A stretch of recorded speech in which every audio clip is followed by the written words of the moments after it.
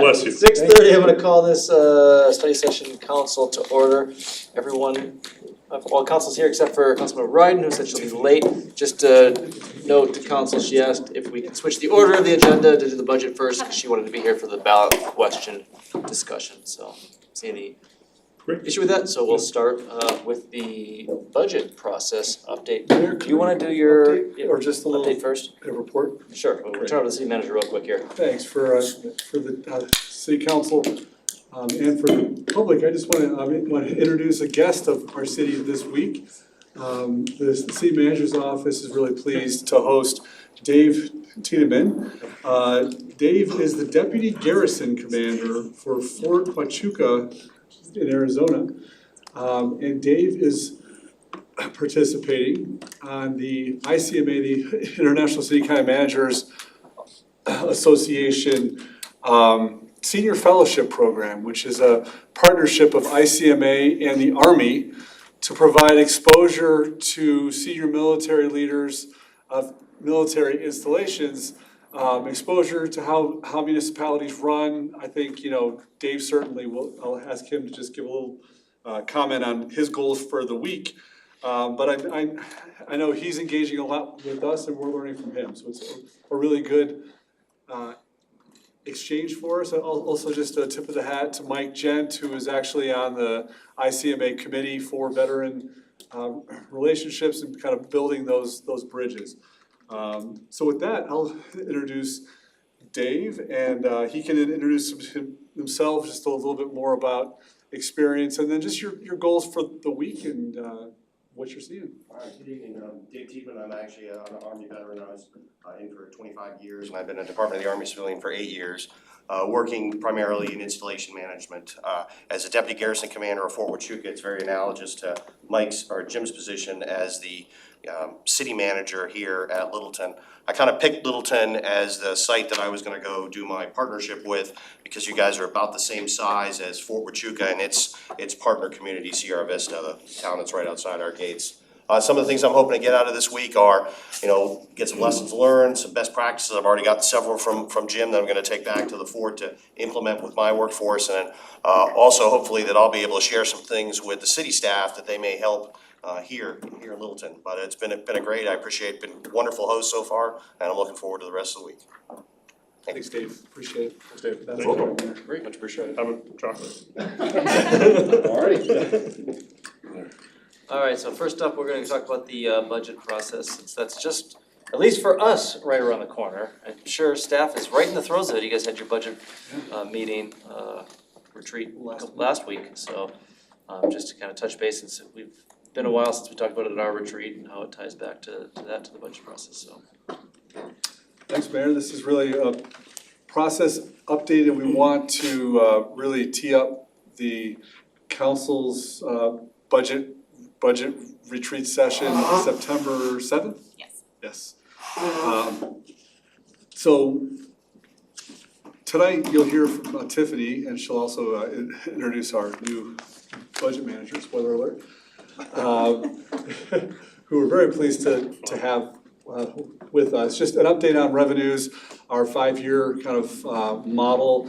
I'll steal some of the thunder by just saying, at this point, I know we shared with council in June that our revenues were lagging projections, and we're relatively flat with last year's revenues, at least for sales tax.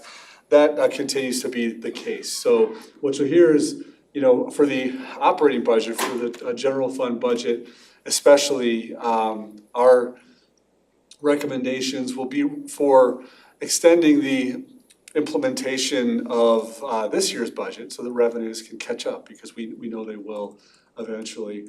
And so kind of a status quo service level recommendation.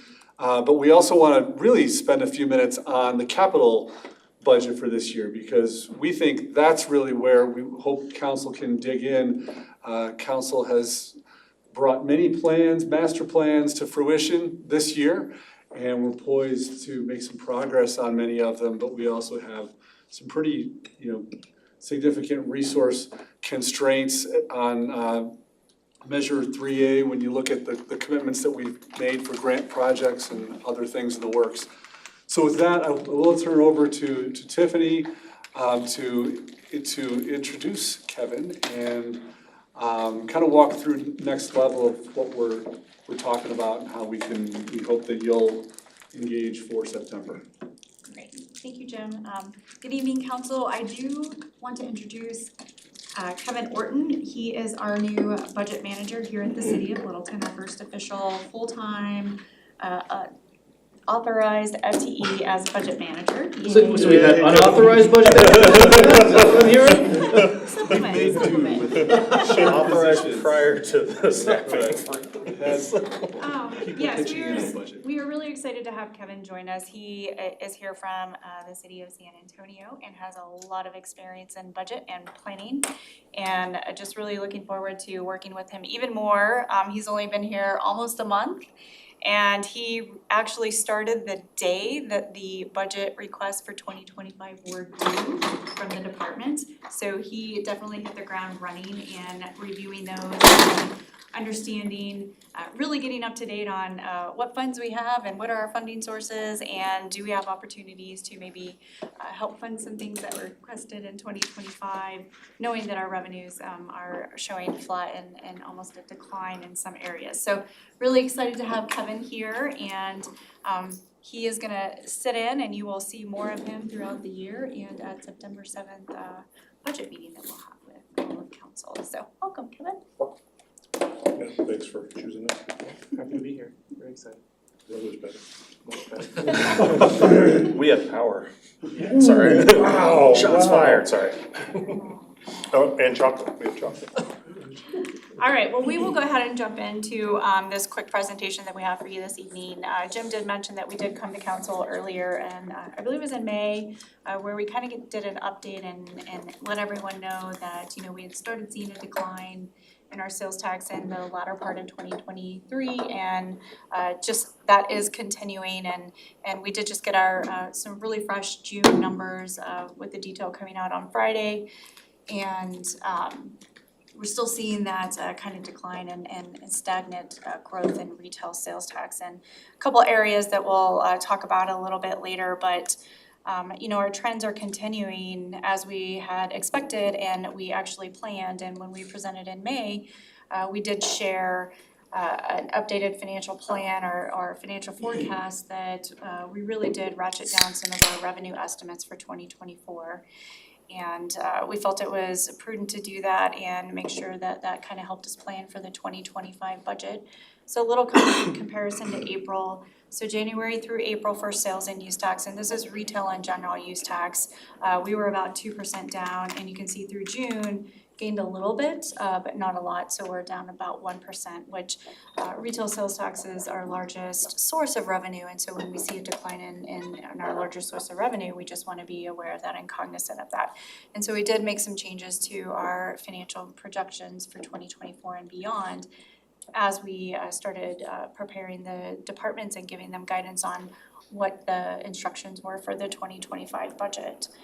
Some areas that we just kind of noted here, kind of tried to capture some of the larger increases and less and larger reductions, and we did see a decline in utilities, and I know there was a question related to that, and if you recall, the price of gas and electricity was pretty significant last year, and so when prices are high on electricity and gas, we actually see some positive impact of that because of the tax rates and you know, charging tax at a higher rate. And so now that we've seen those decline, as we would hope, right? Just personally, we want our electricity and gas to decline if we can.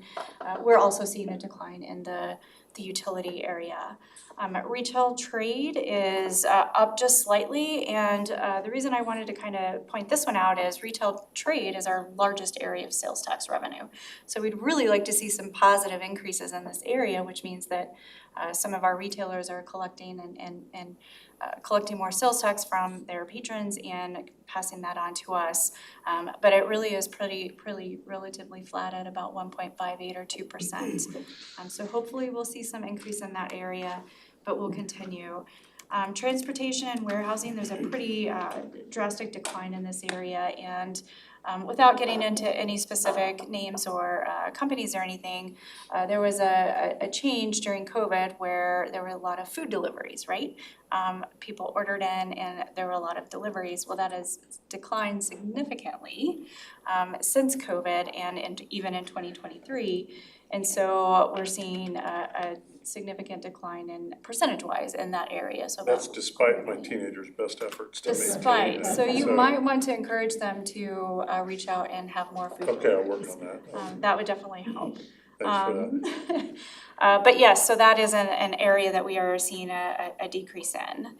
The information side is more of the technology area. We had some one-time use tax payments in 2023 from some pretty significantly large software companies that either a company within Littleton replaced electronics or some of their information technology, and were charged sales tax on that, and it was really a one-time collection that we received because of those replacement of technology. And so we're seeing a decline in that area this year. Now, we might get some one-time use sales tax coming in later this year, but certainly don't know and can't really plan on that. So we are seeing a decrease in that area. All other services, this is really just kind of some of those variable companies that may not be classified as a NICS or one of the other major sectors, and seeing an increase in that area, really. So I think that's a positive reflection. And then the all areas, just kind of a catch-all of all the remaining categories, NICS categories that we have. And I think the significance of the all area is the main one that is in there is one of our larger collection areas, which is food and accommodation. So that's our restaurants and our hotels in the area.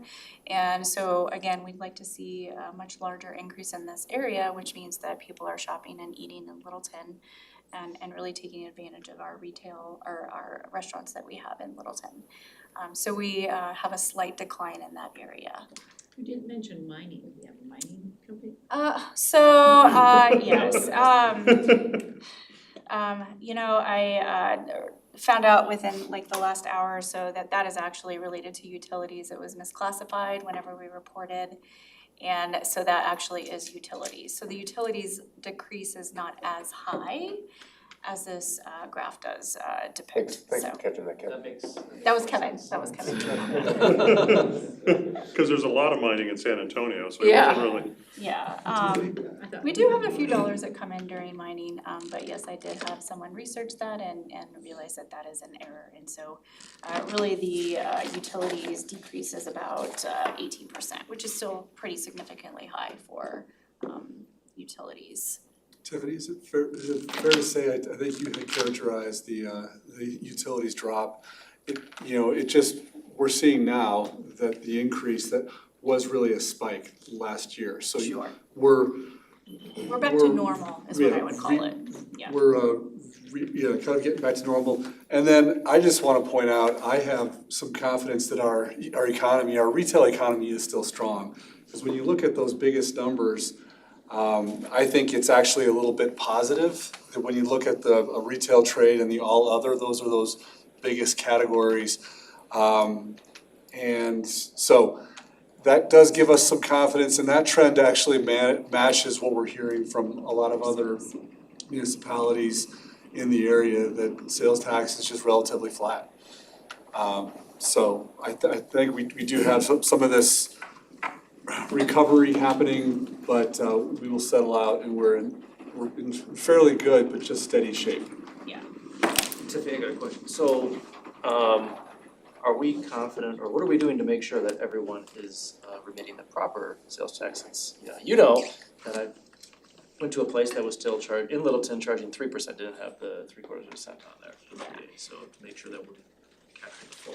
Yeah, you know, when a company reaches out to Littleton and is looking to open up a store, we do notify them of the sales tax rate. Sometimes they're corporate companies and maybe word doesn't get up, right? And so if we do find that a company is remitting the incorrect or collecting the incorrect sales tax, we do reach out to them individually to share more information with them and let them know that our sales tax rate is 3.75%. We also do audits, And so we're able to identify during an audit if they're collecting the correct percent as well.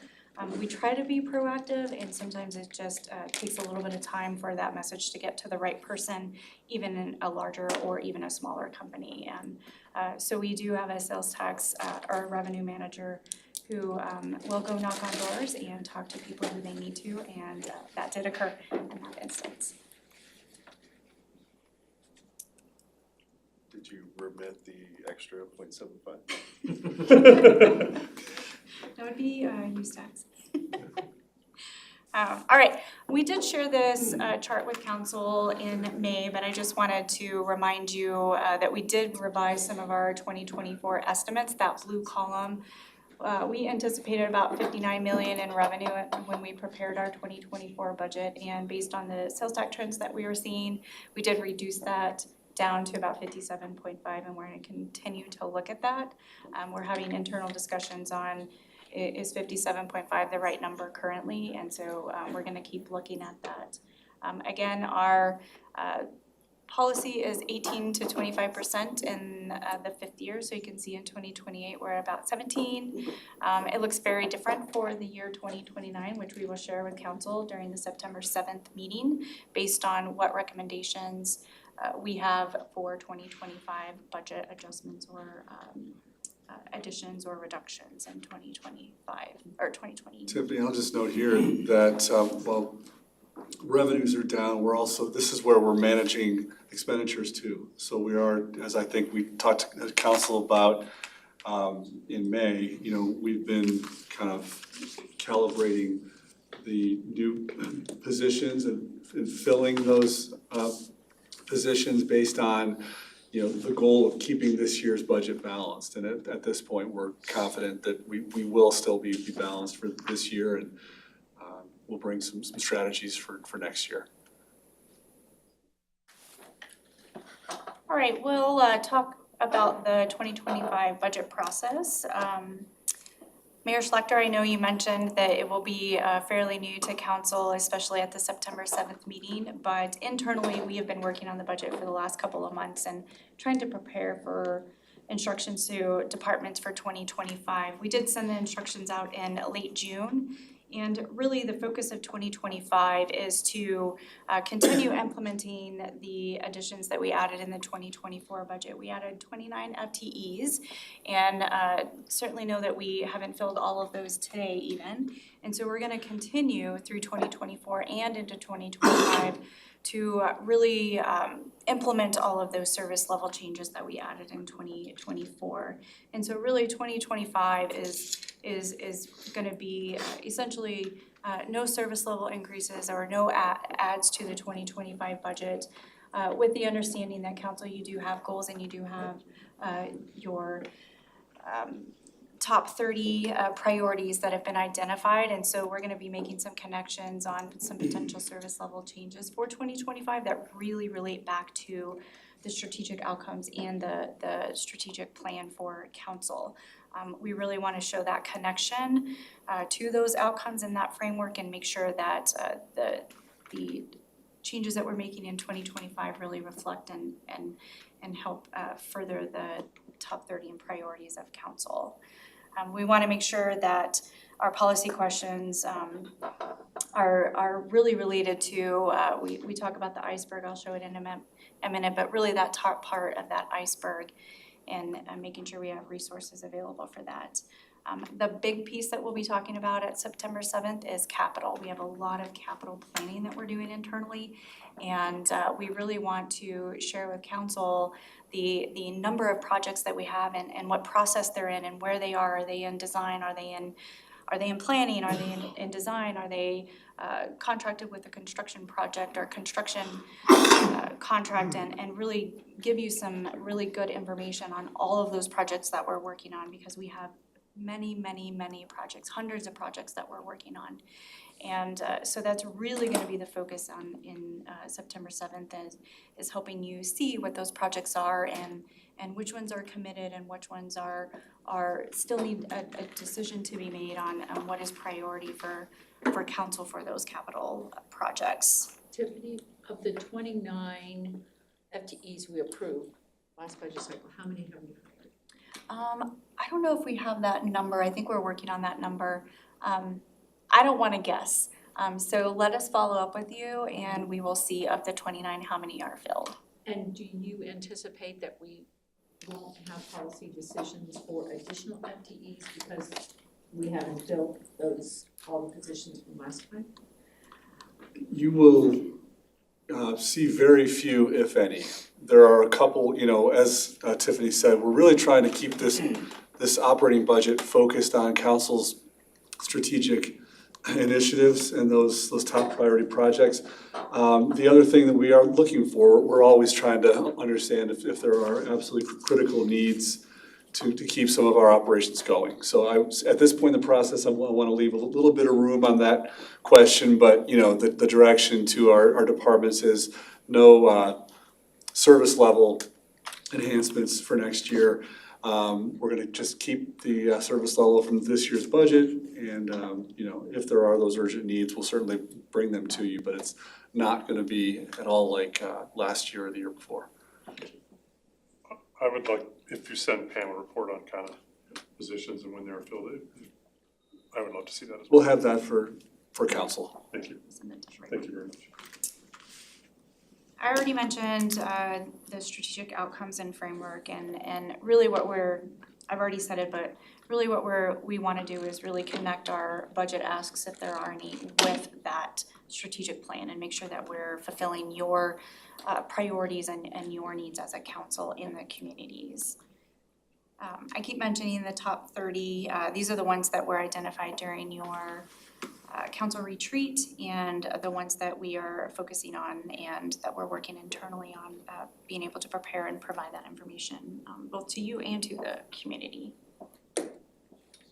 A quick review of the budget process on capital and providing you information on that piece. We have carved out September 24th for a budget session, a follow-up. We tend to have another meeting that we want to provide more information and make sure that you have all you need for the 2025 budget adoption and finalize any questions that we might have on September 24th. And then first and second reading are slated for October 1st and October 15th. Tiffany, these recommendations that you're gonna be bringing forward, is it things that we've already discussed, like at the last retreat, or things that have been ongoing for this year? It seems like we keep adding without getting new stuff, getting the old stuff done. I know we have, as you said, hundreds of projects going. I just wanna make sure we're not adding more to that list. Well, the stuff we talked about at our retreat back in February Yeah. was for next year. I get Just that. to build the budget, yeah. Okay, I just wanna make sure it's not new stuff. Yeah, well, I think there's a combination of both new and current I mean, if service it's needs. paving Beaumont South a little faster, that's fine, Right. but other than that, it should be My new. road's done. I think we can cease the paving projects. I think we're done for the next year. Second the motion to cease paving. That's not what I Pave, meant. baby, pave. I think that's kind of why, our direction this year was, let's really continue implementing what we approved in 2024 and get us whole as much as we can as a city before we potentially add any addition or more on top of that. And having the flat or declining sales tax doesn't help that situation, right? And so we want to make sure that we incorporate that piece into it too. I think one thing that council will have a challenge with is identifying even specifically and that connection to the priority of council. And so you'll be seeing, and these are not exact numbers, these are just examples of what you're gonna be seeing, but we wanna provide a list of projects by funding source and fund and type of project so that you can really see the full picture of those projects. And have the departments, has this gone through priority-based budgeting, or is that just going through that? It'll be based on the Council. priorities that the council set, and in cases where they're kind of already within categories of infrastructure, the best recommendations of staff for the highest priority. Yeah, perfect, yeah. Tiffany, I don't know if there's a possibility, I don't know if it's a lot of work, but it's confusing to see a courthouse project, a museum project, courthouse project, another project. Is it possible to group them by all the museum projects, all the courthouse? Yeah, I think the hope is to probably portray this in a few different ways. One is funding source. So we might have one museum project that has a grant, that has funding from Conservation Trust Fund, that has funding from 3A, that might have funding from capital projects. And so you wanna know what the full cost is, and then we wanna show you where the funds are coming from. The other way is we can group them by department. So you might see museum roof, or museum HVAC, or museum electricity or electrical system or something. And so we could categorize them that way. But I think we have the ability to do to categorize them in several different ways, because I think people look at them differently. And so hopefully we can satisfy the majority of This is just a little hard when yes, it's. yeah. And some of us would be happy to play with Excel workbook and make pivot tables, so if that's an option, I'm happy to do that. I might hire you then. No, I'm just kidding. I annoyed my boss today, so it could be a possibility. Yeah, I think there's just many ways to look at it, and it just kind of depends on what the preference is. We look at it in many different ways too. So if we can provide that, that's ideal. This is just an example of what a project detail would look like. The end goal is to have a project detail of every single project that we have in the entire city at any point in time. And so really identifying what are the next 5-year costs related to the project? When is it gonna be in design? When is it gonna be contracted? When is it gonna be constructed? And kind of give you some background on each project. We've done this in the past with a few projects, and really we have a lot of work that we've been doing internally so that we can provide this for every project that we have.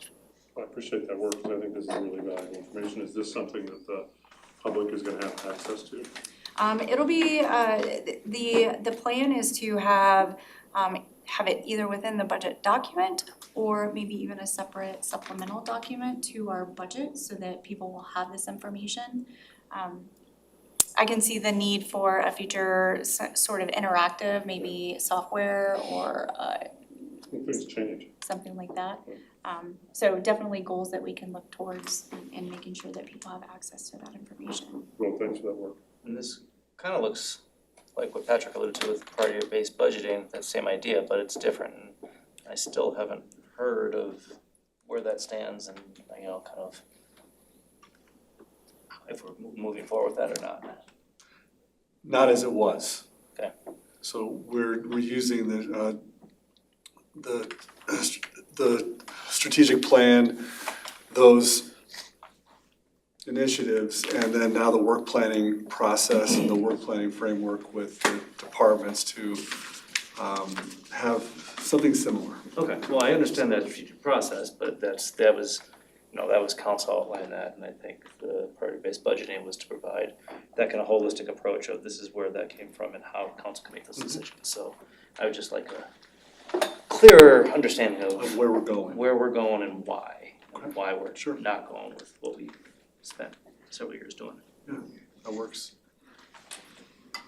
I mentioned, really sharing some information with council and identifying what are we gonna fund and what is priority. And so this is just kind of a snippet of kind of an overarching list of some key projects that have been discussed recently and in the past.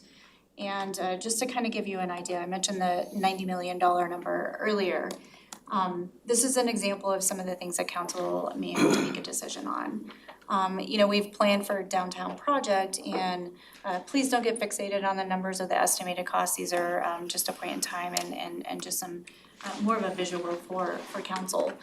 So the project downtown, we had programmed into 3A at about 11.5 million. Well, understanding where we are today and the direction that we're heading, that could be upwards of 20 million. And so a significant increase in that project. Town Hall Art Center is another project that is something that council is gonna have to discuss and determine priority. Kettering Gallup Master Plan, we just talked about this last week, and could be upwards of $30 million, which hasn't been planned and hasn't been programmed into our overall capital plan. Safer streets, this was definitely a priority for council earlier this year. And we did some immediate $2.3 million funding for that. And so if council, if you want to continue that, we have to figure out how to program and add that into our capital plan. Same thing with Bellevue Service Center, we had about 14.3 million planned in 3A, and just based on costs and needs of that area, it could be upwards of 25 million. We have about $500,000 related to Bemis House of some improvements that we want to make in that area. And then Santa Fe and Mineral, of course, has been the intersection that's been under discussion for many years. And really, we did plan for about 5 million related to that intersection. But, right there, we've got $90 million of some, 7 larger projects, and not to mention the hundreds of others that we have kind of in the background for street overlay and curb and gutter and some of those improvements. This isn't all done next year, this is all stretched out over a So, period of so time, part so. of, yeah, so But part we of got a that just. plan, right? We got a- Exactly. So I think the question for the retreat will be, which do we want to get started on in earnest in 2025? And then how do we want to kind of prioritize money? We'll be looking for direction from council on kind of big chunks of priority, because at that retreat, we'll be able to show you how much, for instance, of the 2025 3A budget is committed for current projects that are already, committed. And you'll be able to see, and it's, we aren't gonna have a whole lot for some of these projects. There will also be some conversation about debt service. I've heard that interest from council, and I think it makes sense. I will have some conversation about kind of the continuum of where we think it makes sense to issue debt, forced to move some of these projects along faster, and where it makes less sense for that. So council will have the opportunity to kind of comment on, for X amount of debt service, we could get this many projects going, and we'll just be looking for some discussion on that kind of priority.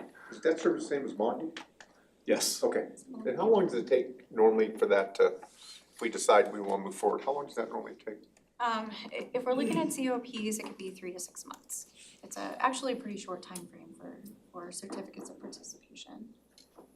And so do you move forward, kinda using what you have in the account, knowing that you're probably gonna get that debt service to pay back that, make that account whole? Is that how you move forward, or Potentially. you have to wait till you get, I mean, or is it guaranteed? It's not guaranteed. Well, I think part of it is, you've got to understand, do you want to do one large issuance, or do you want to kind of phase it out over the next 2 to 6 years, depending on your projects? And first we have to identify which projects we want to move forward with. And then we identify, when do we want to issue those COPs? We'll have to pledge some of our future sales tax revenues, of course, towards that. And so taking that into account as well.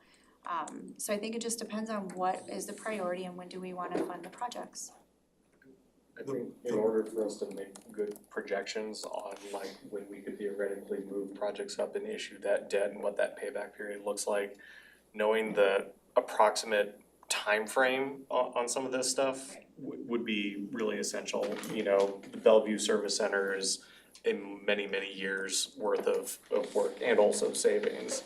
So we'll each have, kind of basically have to think about having a slider bar in our head as to moving up gets you X amount of savings over this many years due to the cost of inflation, if we were to issue that debt now.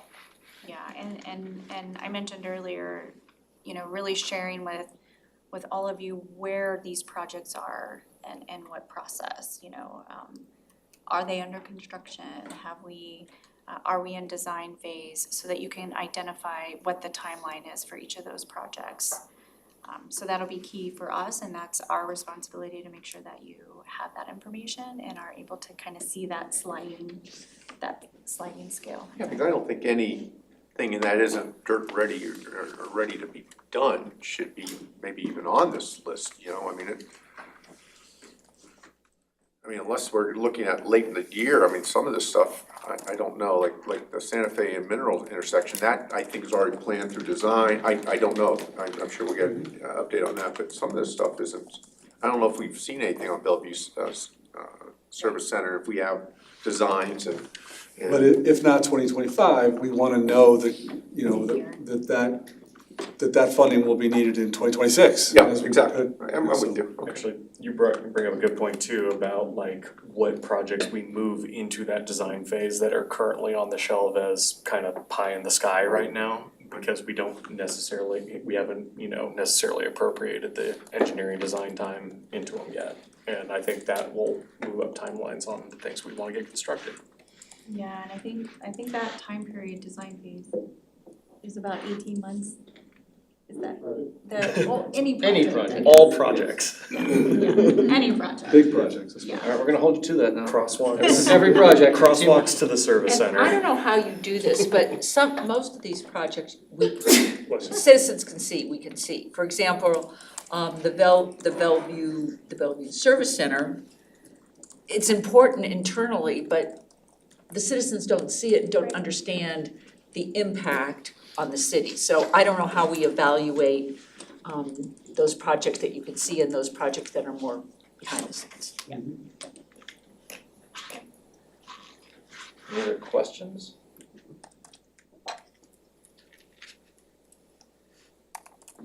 It's accomplished our mission Alright, for kind of planting the seeds for September, so. All right, we Great. will Look forward to it. look forward to September 7th. I know it's gonna be a long and complex day, we're working with, you know, imperfect information in a lot of cases on this stuff. I think the more we have on some of the standard operational line items under the capital or under the public works side too, would also help us kind of weigh some of the pros and cons. Vehicle, you know, maintenance and servicing as to what that would take for Bellevue Service Center to maintain new vehicles and stuff like that as well. Like it's all kind of connected together, so the better optics we have on the public works budget in more detail, but I think better we can make some of those capital decisions.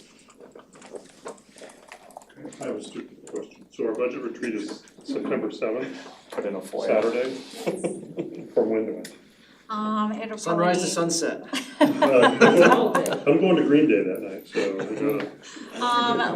we will be done before 5 for sure. Robert, I love everything about you. The funny thing about that Green Day is That was still, a- is the age as Robert is, so it's not like they're this young punk band That was anymore. a great high school band name drop. Yeah, we usually. I'm not lying though, Robert. No, you're I'm not. actually kind of It's jealous, usually that sounds scheduled fun. like 8:30 to 4:30. We have a Okay, tendency to great. get out earlier. Yeah, we usually get like, usually 9 to 3, 8 to Thank you. 3-ish. Thank you. All right. Alright, we'll jump back up to the front of the agenda and let them, Which one? let's just do the ballot question Okay, and then just go through. that works. Ballot question. Ballot question.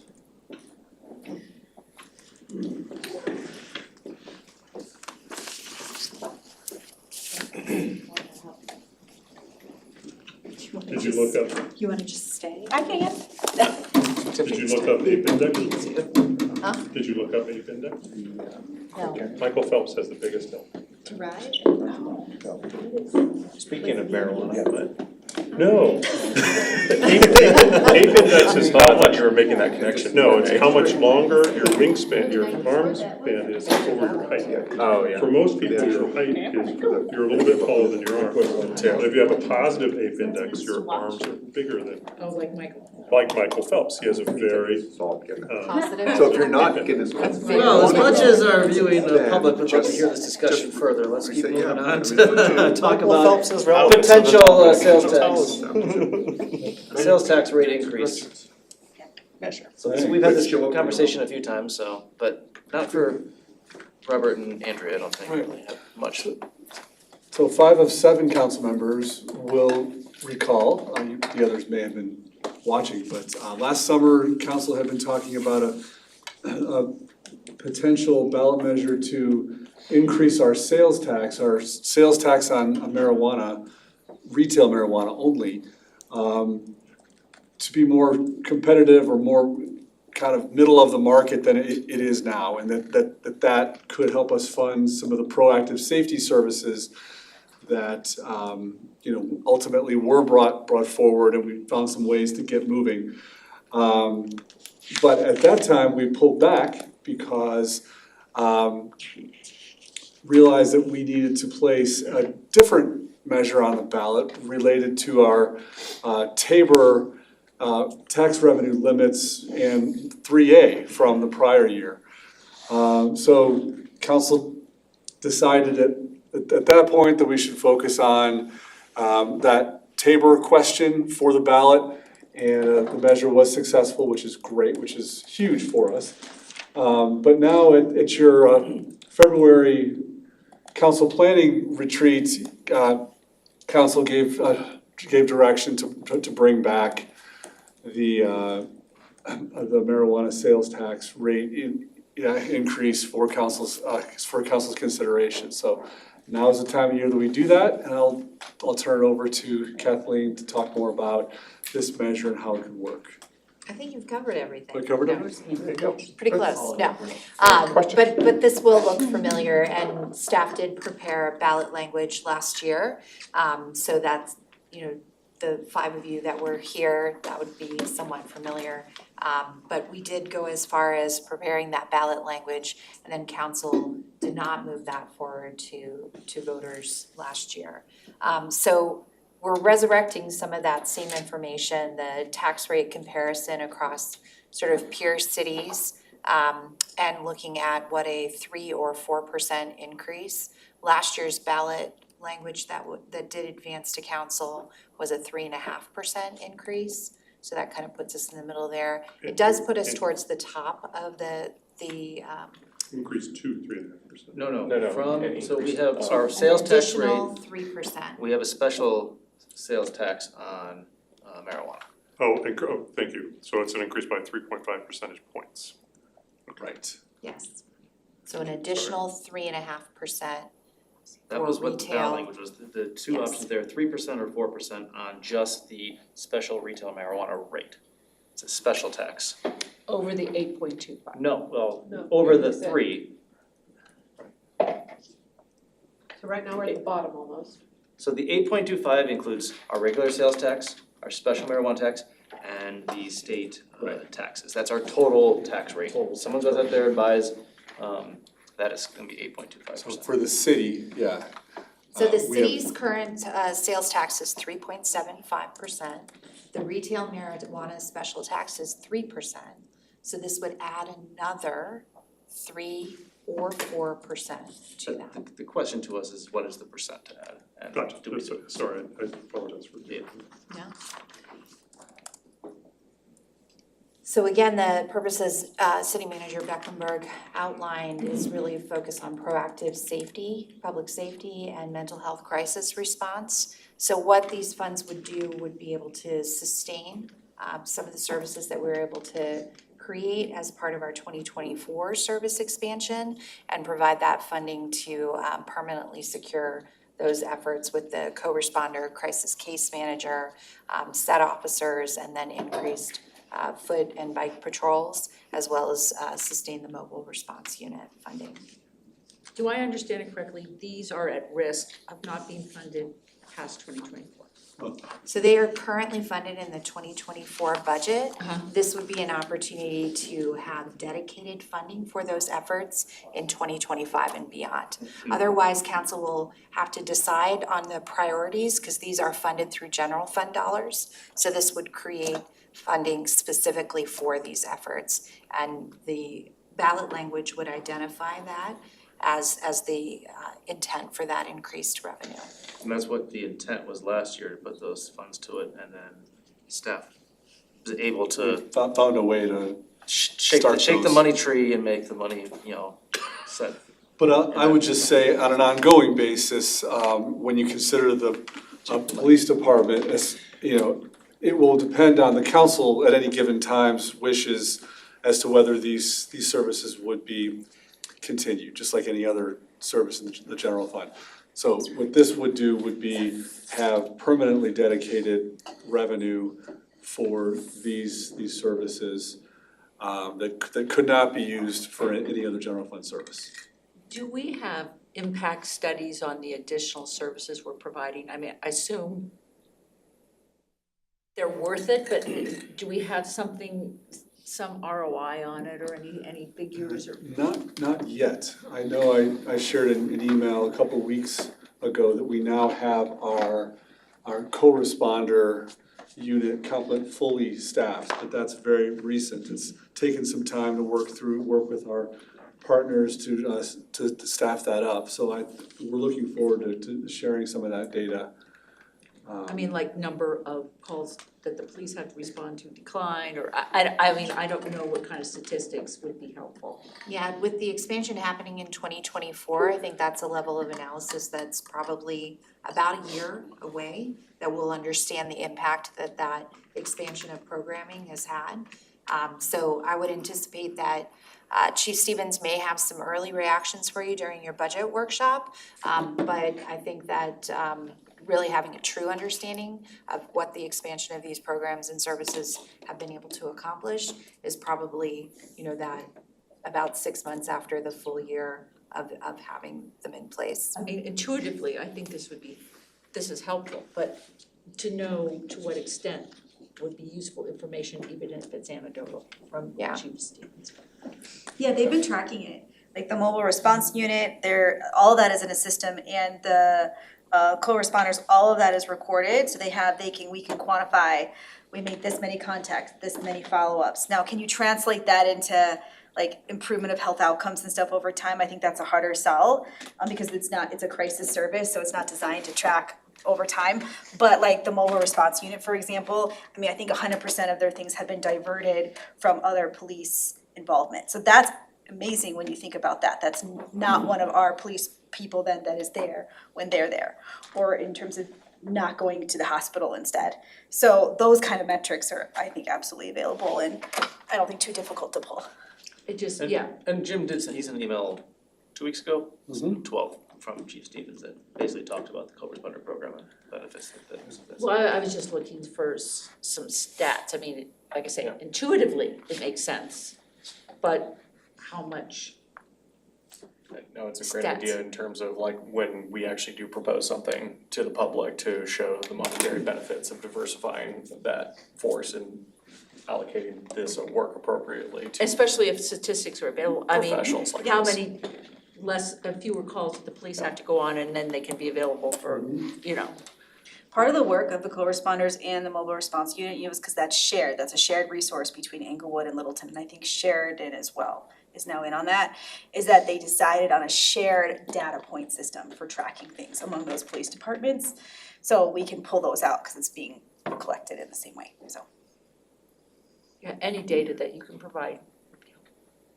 So, this all makes sense to me. I feel like we have an upcoming fiscal challenge with our source of funding for the housing unit that we're building with Tri-City, and I apologize, I don't know the name of that. Which has ready to work, is that what you're? Yeah, we're building that space, that's all been paid for using ARPA money. And I think if we have to put money into sustaining those operations, we're gonna need to find a sustainable source of money for that. And I'm just wondering if we would wanna make sure that our language is broad enough that we could sustain that kind of work. Because that's gonna be an upcoming, if I understand things correctly, that's gonna be an upcoming budget request in the next couple of years to kind of find money to not replace, but sustain the stuff that's being funded with ARPA. And so I'm just wondering if this is all great, and I'm not gonna say we shouldn't do this, I'm just wondering if can we build space in for some upcoming budget challenges that we see coming?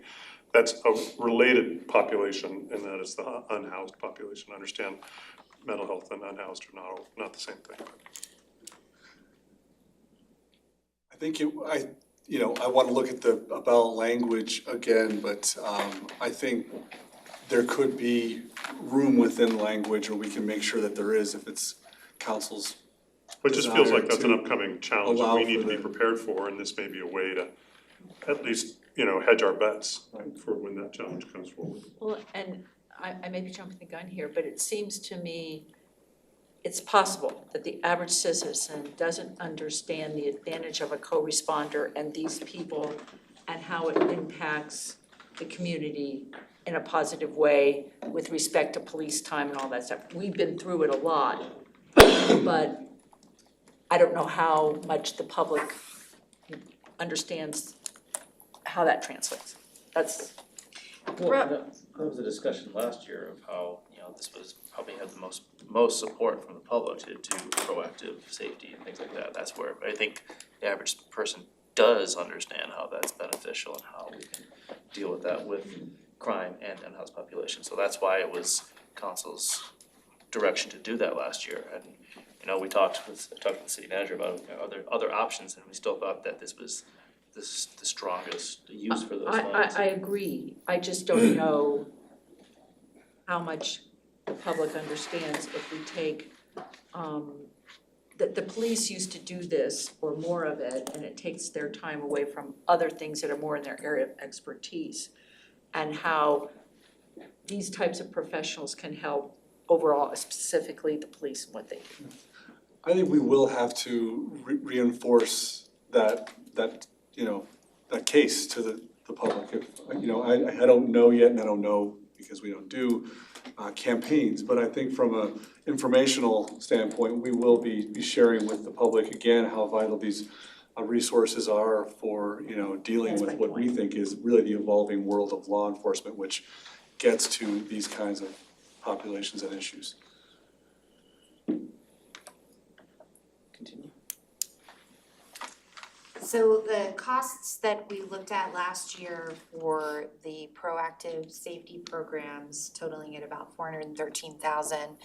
Tiffany was kind enough to update the tax rate increase and the anticipated revenue with each of those, so up slightly this year from what the estimation or estimates that we were looking at last year. So again, council made the decision last year to move forward with a 3.5% increase, and then ultimately decided not to put that on the ballot. But that would raise about $470,000. Alternatives, this is a sales tax that could be phased, so it could be implemented over a series of years. Or we could choose to monitor the revenues with the newly passed regulatory adjustments. So the increase in operating hours, the modified square footage, and the removal of the restrictions on medical marijuana, as that may be additional revenue to the general fund with some of those changes. Is this discussion just for retail marijuana, or is it for medical too? Retail. Just retail. Yeah. So staff is recommending that we do consider a sales tax rate that's competitive. So either a 3 or 3.5% increase if council so desired, and that that revenue would support proactive public safety and the related mental health services. So question for council is, one, do we wanna put something on the ballot to go to fund those programs? And then if so, what's the rate that we want to? What are some of the ballots? Schools aren't doing anything, are they? County. LPS won't, county will have something on, I don't RTD think will have something on, RTDs will be a Tabor question, It's not gonna be a a, busy ballot, but I'd say, yeah, let's move forward. Yeah. Do we know what the disposition of the county is after their last round of surveys? Are they gonna do sales or property mills or Update on de-Brucing, or are they still in the nether sphere? Well, they have shared some data, some of their latest findings. I'm not sure where they are with sharing that more broadly.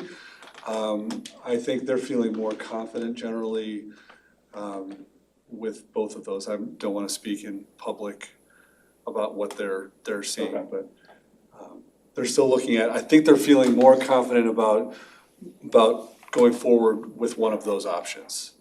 And I will they'll say- meet later this month to finalize that, cause everyone's doing that kind of at the end of July here now to get on the timing for ballots for Right, August. so their official action would most likely happen on a similar schedule with yours. So we have to notify by this Friday if we're going to have a ballot question for the coordinated ballot with Arapahoe County. But then council, if they chose to move something forward, those first and second readings would happen in August. So the county would be operating on a very, very similar So timeline. things that Mayor Council alluded to, they were either looking at doing a sales tax or a Tabor limit question. And so, those. This is our only, Huh? this is our only potential ask. Well, this would be our Yeah. only ask, yeah. RTD will have a Tabor question likely, again, I think they meet on the this week, I think. And, I think that'll be pretty much the only ones that I don't know anything about Jefferson County with Trailmark might see. So I'd be in favor, and I'd be in favor of 3.5%. I would too. It puts us at about 11.75, He says it, then just it must be good. just a hair under Inglewood and Denver, who are probably our more competitive markets, so it keeps us an edge ahead of them, but, maximizes the ability to get that revenue. And the retailers I've talked to don't mind. Oh, that's nice. I was gonna go Well, he was just doing some due diligence, that's all. against, Exactly. no, I was gonna go against that field recommendation research, that's and go up to 4%. I don't think, before. I don't think, the fact of the location where we are, that people don't tend to look at that. I don't think that 0.5% is gonna deter anyone from coming to a Littleton. It's like driving to Inglewood for, cheaper gas at 2 cents a gallon cheaper. I mean, it's, Still within the realm of. It's a marginal difference, I'd be happy to entertain Marijuana fuels for it. people's tanks, is that what you're implying there? Those are mine. If I could ask, follow up to the mayor's suggestion, you can see that language, and I think when you see the ballot language, when we bring that back, it'll look like an expanded version of that third bullet. So it's proactive public safety and related mental health services. Could you go back to the slide with the dollars? No, the 4%. I think to Councilmember Reichardt's question or suggestion, I'm not sure. With a 4% rate, I think we could allow that. I guess I would check council's comfort with including in that language proactive public safety and related mental health and homelessness prevention services. So that we can, because that will be a need, council will be asked for Could we taking say, the next steps. could we say just crisis services? Cause I think that would cover, Yeah, that's so- more Sure, broad. if that would help, because we know that we don't have a funding source, I don't love identified yet. tethering somehow homelessness there, with yeah, I safety. don't want that, but I think mental health crisis services and that is very broad, that then could be applied by future councils could use that very broadly. Yeah, I feel like homelessness is gonna continue to be a problem, and finding a way to make sure we can continue to support it feels important to me. Yeah, I'm fine with that. I think making it as specific as possible, but also as general as possible is important. We don't wanna say just go to the general fund because they're less likely of it passing, even But though. a crisis service could Correct. be, Right. that could be police funding, that could be unhoused things, so I think. And things could change over time. And so for council, the proposed language that never got a vote last year was, shall the city of Littleton taxes be increased $460,000 annually beginning January 1 and by whatever amounts are raised thereafter through the adoption of an additional 3.5% tax on the sale of retail marijuana and retail marijuana products, with such revenues solely being used to support public safety through services such as, but not limited to, mental health crisis response and other proactive safety programs in downtown Littleton and on open spaces and trails and other areas of similar need. Shall all revenues from such taxes and any earnings thereon be collected, retained, and spent as a voter-approved revenue, change without limitation or condition. So does that, I apologize, the house that we're building, the transition services house that we're building with Tri-Cities count as crisis services? Well, that's wraparound mental health services, so So it might if that not counts as qualify as pri- capital projects, but that's not gonna be needed because the capital is what they're building. Right, no, but So, the issue is gonna be paying for the operations after the ARPA money is gone, that's really what I was trying to. Do we There will wanna be limit other ourselves calls. to downtown Denver and trails and open spaces? I don't think that was necessarily limited, I think that was at the time requested, I think, I think being, anywhere within the city makes makes sense, Yeah, but I think. we wanna tell people what it's for, but have a little bit of flexibility as Right, things which I think change the over language time. gives us. Yeah. So. But remember, Ready to Work is not in Littleton. Yeah, but it's Serving services Littleton. for people who, But to the Like the mayor's mobile point, response unit isn't, you know. narrow but broad, Right. because flexibility to be able to cover that. so I'm in favor of this, but indifferent to the rate. And we'll, 3.5, 4. I'm good for it. What happens if it doesn't pass? We just ask again next year or whatever? Or we just have to find Just don't funding change it. for, Right, that, I mean, that would be at council's discretion. You could advance another ballot initiative in future years, or continue to fund services by, sort of allocating those funds through the general fund. Which may just mean we have a conversation about priorities.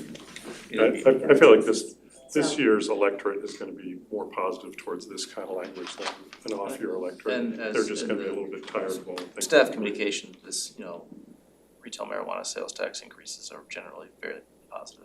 Sin taxes are easy. We have, the last resident survey in 2020 did ask a question about an appetite for an increase in that tax, and it was positive.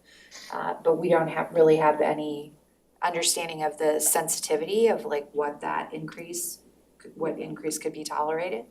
Nor do we have sort of an understanding of, how the proactive safety programming would fare. So Robert says, you know, 4. 3.5, 4 is fine with me. Overall, I will vote to put it on the ballot. I don't, the rate is not an issue I have strong feelings about. I feel like a weirdo. I'm surprised I'm the only one who's like hesitant about this, but I would stick with 3 if we have to do it. I just Why think are you people feel, hesitant? I think people feel like life is just so expensive and anything about raising anything is gonna get shut down, but I could be wrong. Entirely possible. Possibly. Also, I think a lot of voters are also like, well, I'm not paying for that, so someone else can pay for it. It's kind of like the lodger's tax, well, I don't go to a hotel, so. I don't carry the city's revenue on my shoulders. Do you think the retailers would live with 4? I don't think it's gonna deter them. There you go. Okay, I mean, like, there are so many other regulatory changes happening at the federal level that are gonna ultimately end up lowering costs. 0.5% is ultimately gonna end up being a kind of a drop in the bucket as compared to changes in banking regulation. they had a huge win by, as Kathleen pointed out, the square footage and hours and those other things, Yeah. so. You think they're gonna Those get are all really positive local things, and we could certainly see an uptick there too. I mean, I think even the retailer that I met with that was potentially looking at moving here was not deterred by. Yeah, good. And I mentioned that we would potentially put something on, that it wasn't huge, and they didn't even ask a number. So, I think I'm happy going forward. But do you think they're gonna get access to banks in the next year? It's possible. That would change things. It's already heavily taxed. I mean, there's a 15% excise tax on the actual product, and then there's a 15% in state, and then there's a 2.9, and then it's already 40% tax before it even gets to it, so that's another 0.5%. Yeah, exactly. I echo what Robert said, I agree, let's put it on the ballot and 3.5, 4%, 4%'s fine. I think I hear more consensus on 4. And as much flexibility as we can craft in ballot language. Within the realms of, Right. With proactive. specificity. Yes. Yeah, Right. my suggestion was take. General the- specificity. I like the idea of taking like Specific trails and whatever Yeah, out of there, it my just feels suggestion weird is to take out the trails and locations and stuff. in the city. Category. Yeah. Although those Feels are like areas where overly we hear specific. about Yeah, concerns, so that's why those were. Well, maybe it's Specifically addressed. such as but not limited to, which is. That's what it says, but not limited to in other areas of similar needs, so I think, Yeah. at the time, and I think it's changed a little bit, downtown is different than it was a year ago. So maybe there's not a need to put downtown, but within Littleton and. I agree with Pam on that, and Andrea, like, maybe take that out. Yeah, I'd be happy to as well. perfect. Great. Yes. Ah, Thanks. Thank Thank you you. much. Andrea, low tax Peters. Unless somebody has any other. I'm trying That's to true. right Are there. we doing nuisance Nuisance. We have had Let's call the news. No, I know, I'm being mean to my colleague. We went through all the research and stuff last year. I agree with everything. I'm gonna take, can we just take like 2 minutes, Kyle? Kyle, can we take a break? We have a request to take a 5-minute break, so yeah, we'll recess for a few minutes. You know, I'm not bored.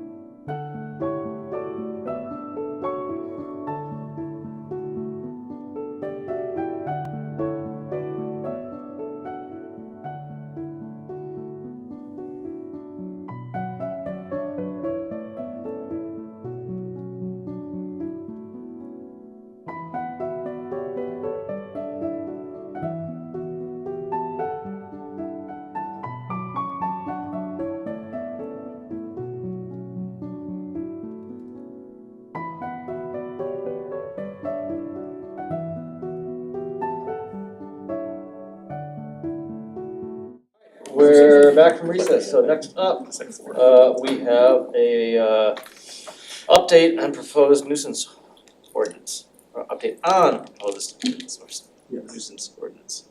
Yes, let me start for just a second. Thanks, Mayor. So back in April, staff brought a discussion of, I think, a framework for a nuisance code that is a really important tool for us. It will help us to, put all the rules in one place and really give our team an important mechanism for resolving cases that have been outstanding and linger in our current system. As part of that, though, we realized once we were into the study session that we were talking about really how to resolve the worst of our problem cases, which is important. I want to start this session off with the factoid that you'll hear that, our goal is always voluntary compliance, and, we currently have a voluntary compliance rate of about 97.5%, which means that when our team reaches out to properties that are, in violation on their properties, that we're able to work with them to resolve those cases without resorting to the current kind of legal or judicial process that we have, or the kind of process that you'll hear tonight. So tonight, we're really front-loading the discussion of the nuisance code with a little broader conversation of our code compliance approach and how we work with property owners to gain that voluntary compliance. So the council has a better opportunity of how we go about that. We have some of the numbers that we didn't have last time to share, just in terms of caseload and all that work that they do. So while this study session, we do hope to gain your direction on that framework for the nuisance code, which is in your packet, all of the detail and what that code would look like. We also want to kind of paint the broader picture so that the council has an understanding of how we do code compliance and how the nuisance code fits within that broader approach. So with that, I think I'm turning it over to Matt directly, and I'll just say we had hoped to have a reintroduction of our code compliance staff, and Matt can speak to who's here tonight or not. Thank you, Jim. Matt Knight, Community Development Director, so we were hoping to have Jeremy Kovenchik here, our compliance manager, co-compliance manager. Unfortunately, he had a personal emergency and wasn't able to be here. Everything's fine, but you get me to kind of talk about code compliance today, so. As long as it didn't quit, we're Yeah, so bear with me, I might not have all the level of detail of some of the stuff, but I have had the opportunity to be baptized by fire in code compliance for the last 3 months, so yeah, we'll move on here. So from an agenda standpoint, we're gonna talk about our current process. We're gonna talk about some proposed changes, we'll get into some data as well. Probably a plug for some a budget request potentially in there for some code compliance software, and then talk about some future goals. So we're gonna start with current processes. So I think we really have 3 kind of major categories. It's weeds and rubbish, which is largely items that can be abated. We've got other violations, which is primarily derelict vehicles, outdoor storage, things like that, and then we've got encampments. So those are kind of the 3 pillars of what we do. The big difference between weeds and rubbish and other violations is the timing in which we do our inspection. So weeds and rubbish is 5 days, whereas other violations are 10. And then how we handle those. So weeds and rubbish is traditionally the method by which we actually gain compliance is through abatement. So we have a contractor that we hire, they go out, they abate the problem, so that's mowing of weeds, getting rid of trash and debris, things like that, and that gets charged back to the property owner. Whereas other violations traditionally are handled through a summons process, so you go through the whole process and you get to that problem at the end. I think the key piece here that I wanna talk about these specific 2 is that, going back to Jim's point of kind of the voluntary compliance. So one thing I want is really important is we always start with a courtesy notice, and so you'll see on the next slide, we'll kind of show you what that looks like, but ultimately, our focus is always to kind of say, hey, you know, you've got an issue here, we really need to get this addressed. And we give them an opportunity to go through that without it even becoming a part of any kind of a record. So it's, hey, handle this, we'll be back in 5 days or 10 days or whatever it is. If you handle it, we go away, it's all good. And so if we do that and we show up and it's not complete, that's when traditionally we go into a standard notice process. I will tell you that the overwhelming majority of, high percent, 75, 80% are handled through the courtesy notice before you even issue a notice of violation.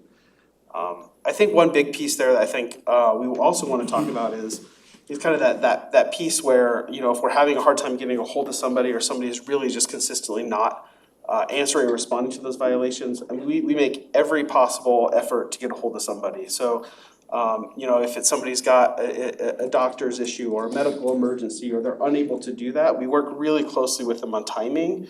Obviously compliance is really important regardless, but we do everything we possibly can to make sure they get to that point prior to us even issuing some kind of a violation or even a summons. So, and the encampment stuff's kind of a little bit of its own animal. Primarily, we work really closely with our partners on the set team for that as well. So thanks for. Police department. Yeah.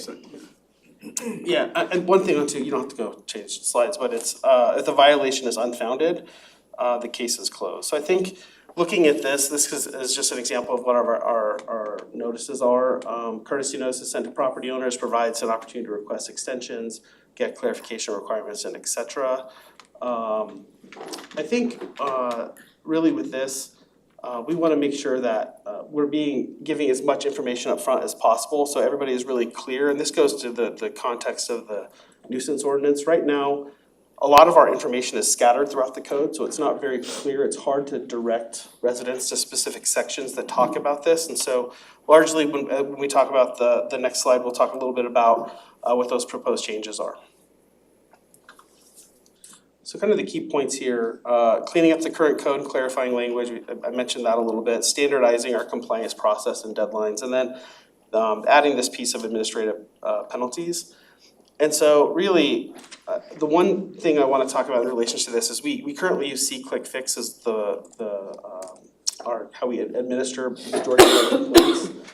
Everything that comes into that is really the information that we get, and that's really critical for us to be able to effectively and efficiently manage those complaints. And so when we get things outside of that, it becomes really challenging for us to kind of track a lot of that stuff down and follow up on it. We largely end up becoming responsible, almost like the responsible party. So we're out driving, trying to find stuff, trying to document, trying to get all this stuff, and it's incredibly time consuming to do that from a resource perspective. So we really want to push our constituents, residents, business owners to that SeeClickFix platform because they can really input a lot of that information. It allows us to be more responsive, quicker, and more effective. And so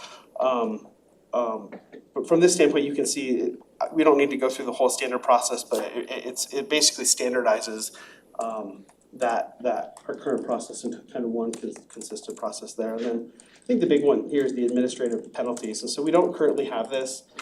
And this is really not for kind of the everyday, hey, somebody's not mowing their weeds or stuff like that. This is really for those violations where we're consistently and constantly trying to get somebody to come into compliance.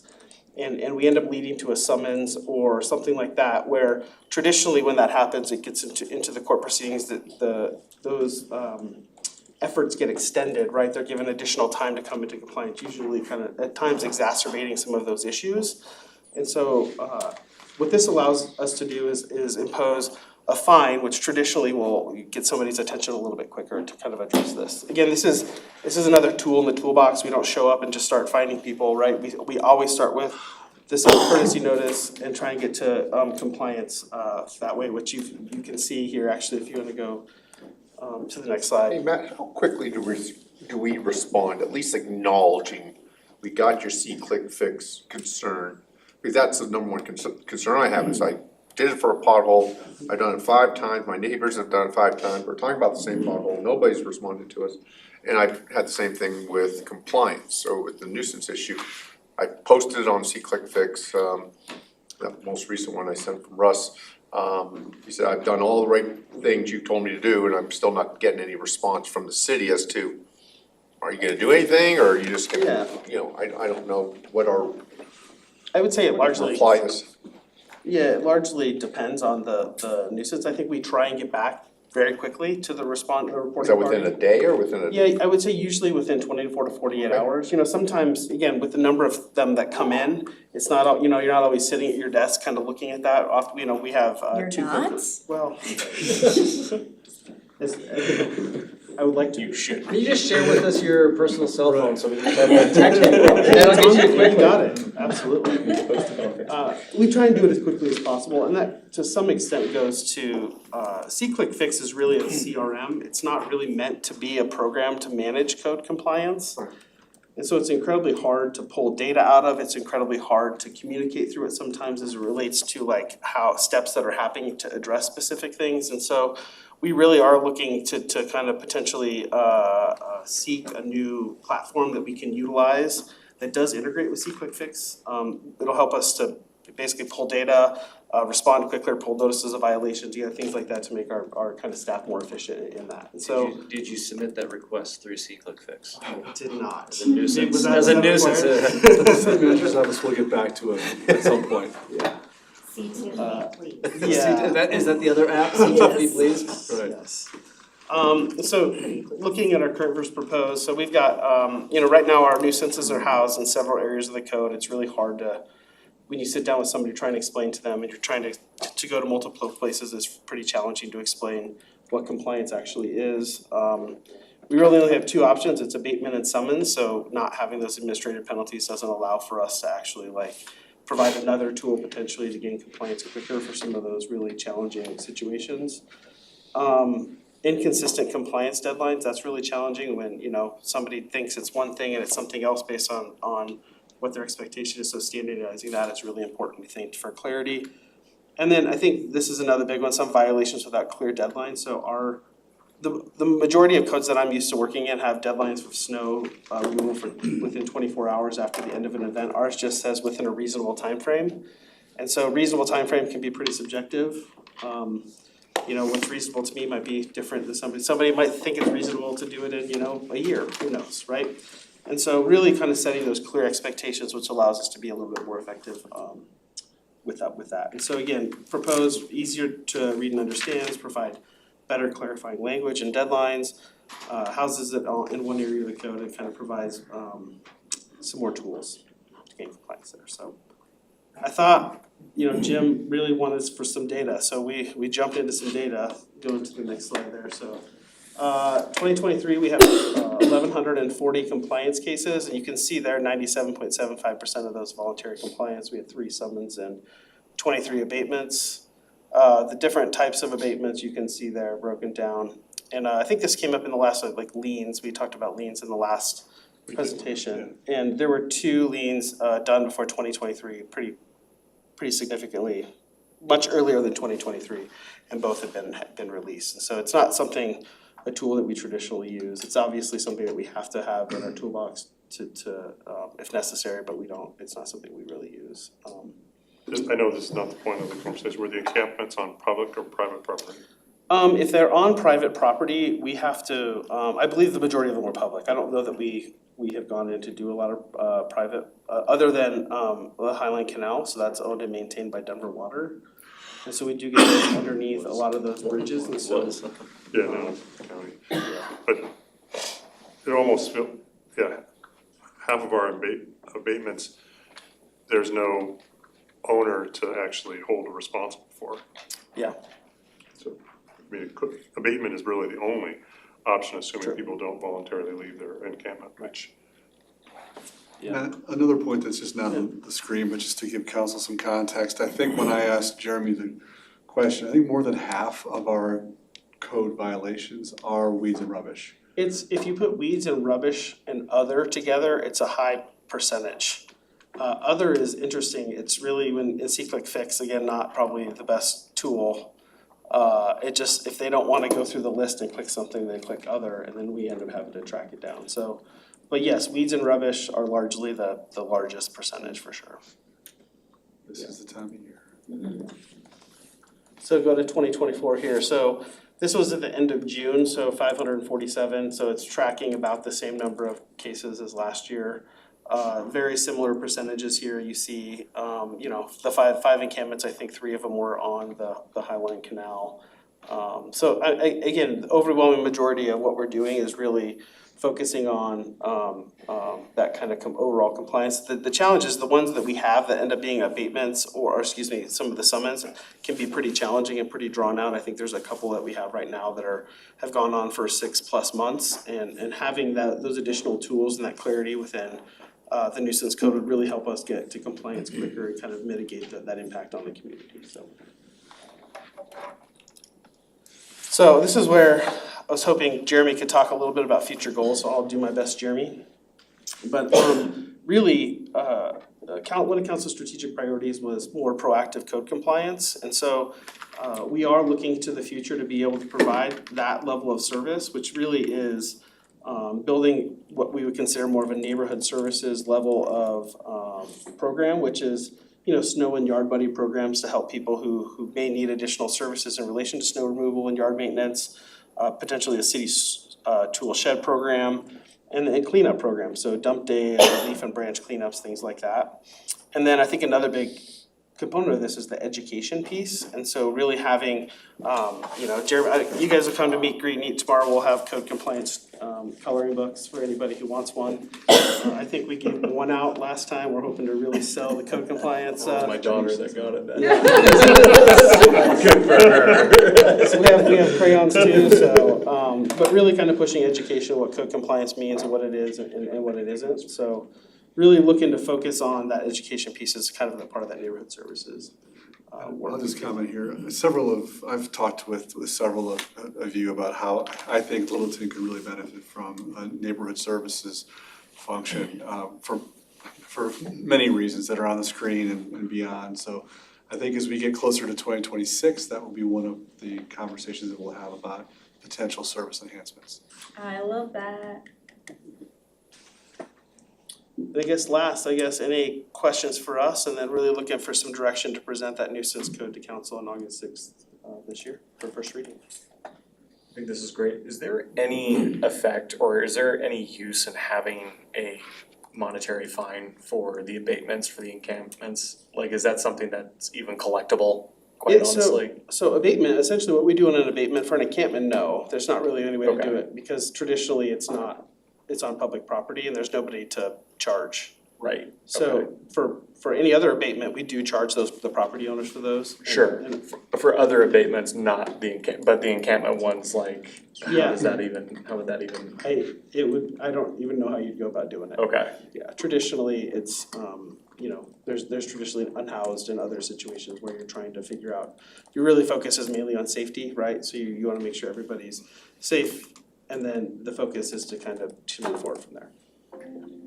I think this is great. I think the administrative fine or penalty, whatever, is probably a good thing. And I think it's wonderful that you work with people and just don't take, there's unusual situations. Also, I think it's good to have the code in one place. When I have citizens ask me questions, they go to one place in the code or where in the code, and if we could just do a quick search and show them, sometimes we don't even have to come to you. Yeah, we'll have so those cards I showed, those have QR codes that'll direct you directly to the section of the code that you need to go to and information on it, yeah. No, I appreciate it, thank you. Yeah, I think it is too. I think clarity is definitely kindness, like a reasonable amount of time is not useful for anybody. And I love the community cleanup days. I've had citizens ask about, what the heck do we do with all these branches or leaves, or you could be trying your best and you just have to pile them up until you can get them all out in the trash. So yeah, I like that idea. Oh, I had asked last time, when you presented on this, for the liens, that there is some sort of clause that allows negotiation or something like that, so was that Yeah, I don't Can you know. speak the to procedure? just discretion that you have and how Yeah, you go discretion. about liens, that it's, why it's not prescribed in the code?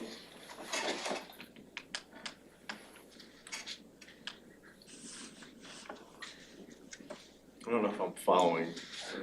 I think the the question was about, we want to have some confidence and some assurance that filing liens on properties are not a quick answer for us or something that we do. Part of our answer that I think could be reinforced tonight is just that the city attorney makes decisions on when that's the best course of action, and that it's not something that you take lightly. And as the fact on the slide pointed out, we've only done it twice. Yeah, and I would caveat that with, we didn't have a municipal lien ordinance until a few years ago. So, but to that point, Jim, I would say that a lot of those fees that come in, the cost to abate or to cut someone's grass, I mean, we'll send out a notice of assessment to them as we're required to do per our municipal lien ordinance. And not all of those will go to a lien, so yeah, we've only filed a couple liens.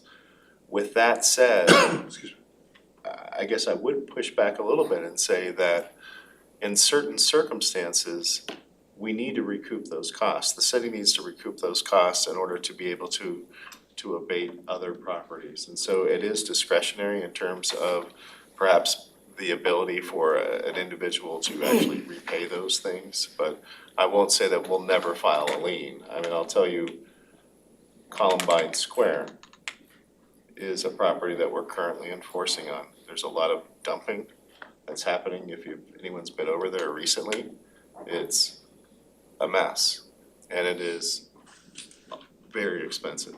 I mean, the quotes that we have are over $30,000 just to clean it up.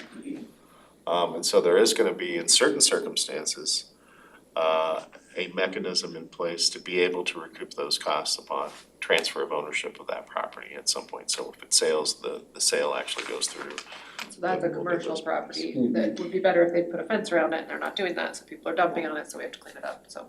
And just to kind of reiterate kind of our process, right? So traditionally, if we get to a point of a lien, like it's gone through, we've made contact, probably 2 or 3 times ahead of it. Yeah, and We've- what was her name?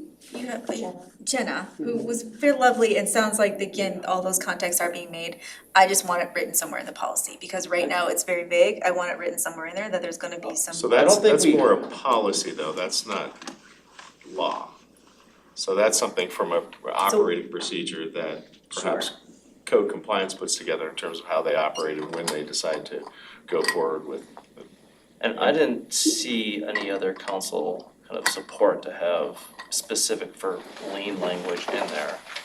I just want protections against residents for extenuating circumstances. That's what I want. Yeah, and I will tell you that the extenuating circumstances that would come up would likely lead us to a position where we're actually working actively with that homeowner to provide a level of service, so That's what it's- Jenna had said. Yeah, so it's not, when we get to the point where we're actually issuing them, the reimbursement costs for the assessment for that abatement, we're likely working with them on some level of a payment plan, whatever we can do to recoup those costs. It's not, we don't show up and just all of a sudden say, you pay this or you're going to jail.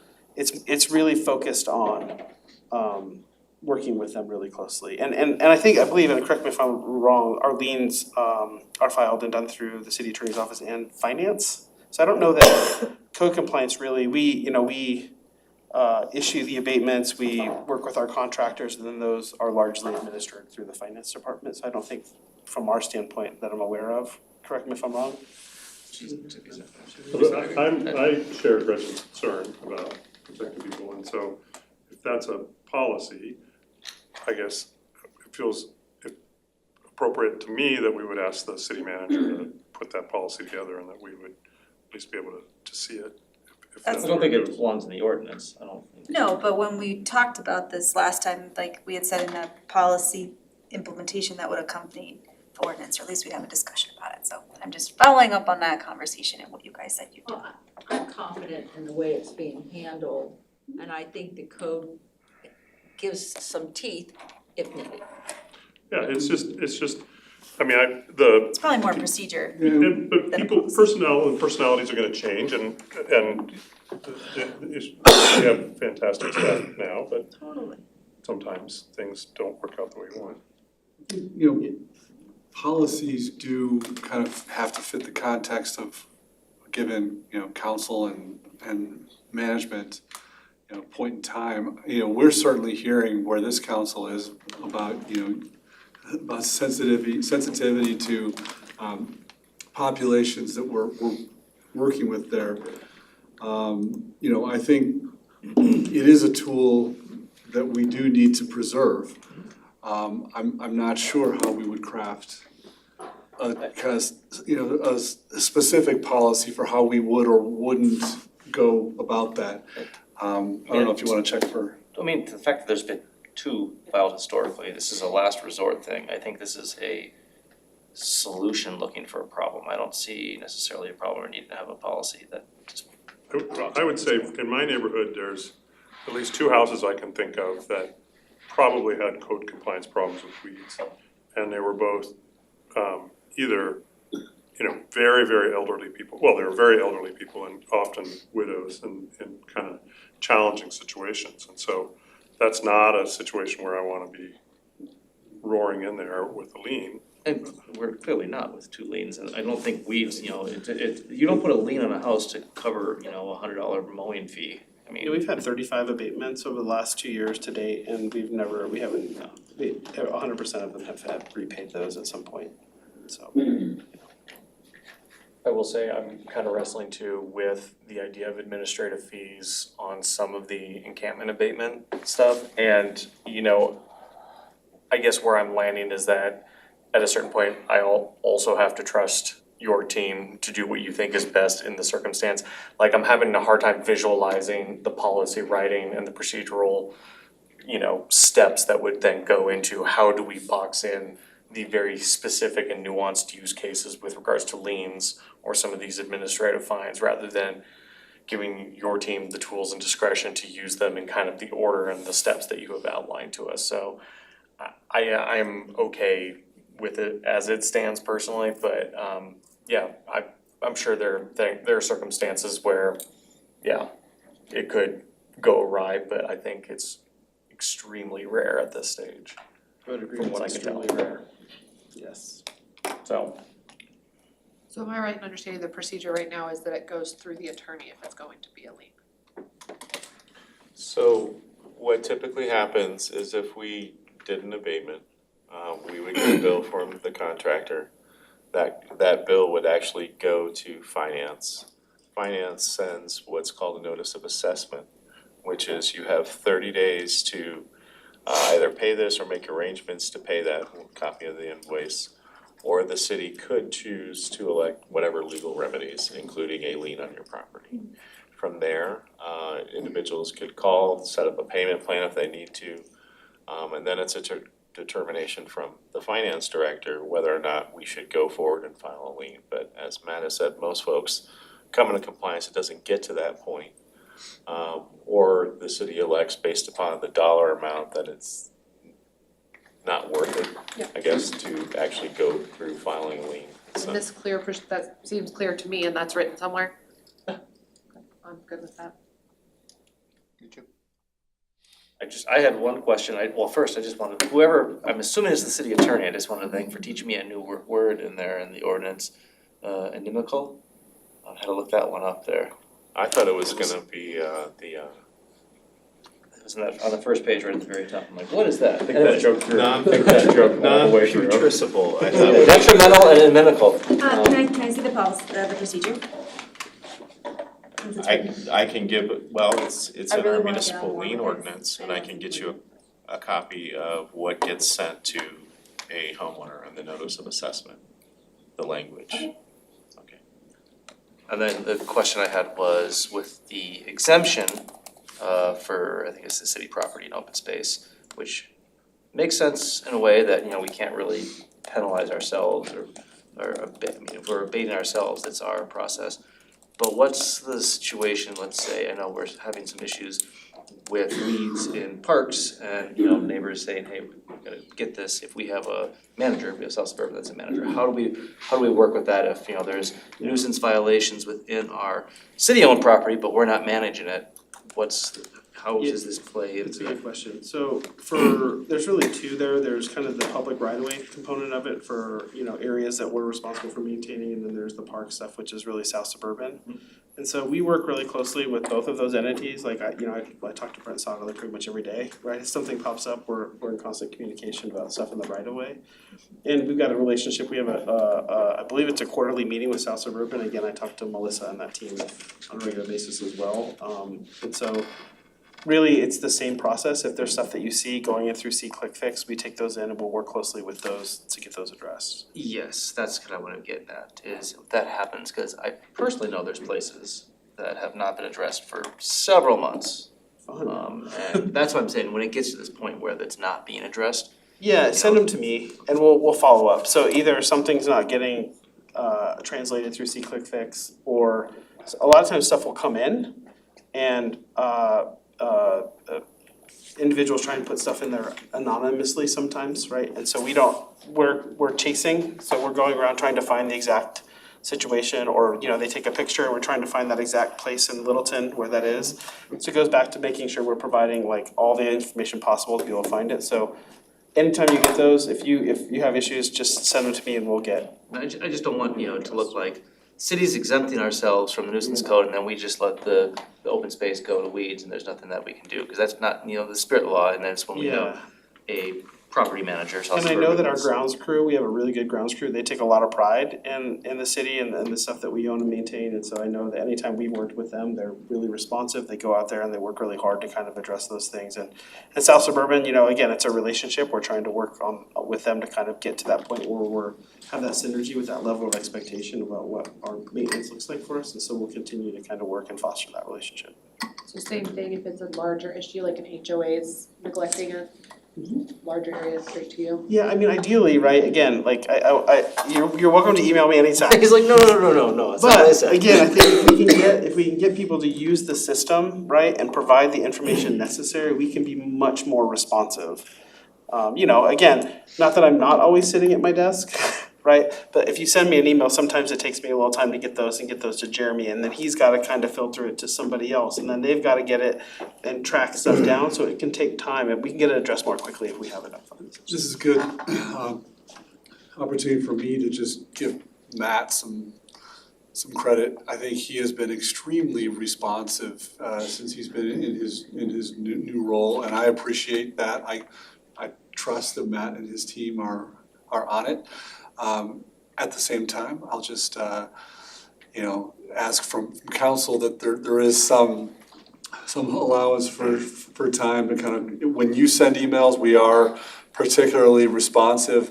But he does, as you just said, needs to kind of work through the staff. Matt does not have the information that you see at his fingertips. Does he have a truck with a lawnmower in the back of it? He's working on a lot of community. Matt's also working to kind of shepherd all of our land use cases, our code updates that are so important for us to keep moving. So I'll just say in this context that I want to thank Matt, but also I would look for just a little bit of patience and grace for those code issues, because they do take some work to track down. So thanks.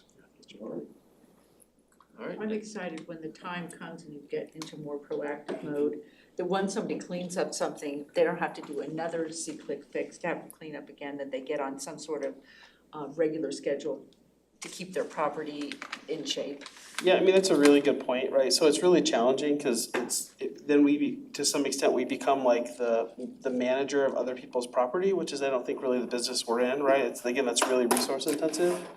We definitely, going back to the education piece, that's really important. Being more proactive is important, right? And building those relationships with HOAs and others to say, hey, this is our expectation, and working closely with them.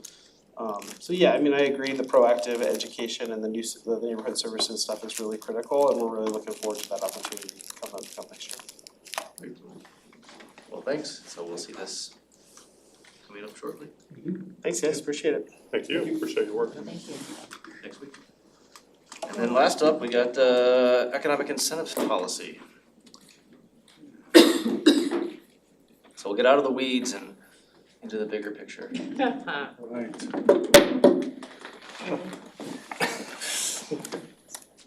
Counselor. Should I have left harder? I'm sorry. I don't have a meeting on the calendar next week. We don't.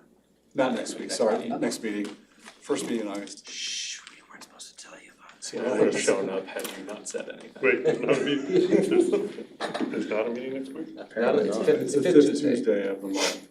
Wow, There's not a That- meeting, oh, I yeah, I need to take that off my calendar. We're all off on schedule right now. It's still June, right? Well, I obviously screwed up because I didn't have the budget meeting on my calendar either. So, the budget retreat, I have it on now, don't. Shall All I right, start, Mayor? yeah. Okay, so this item, I think, is following up on discussions that the council had actually early this year, so January, February timeframe, as we had a study session about our existing economic incentive policy.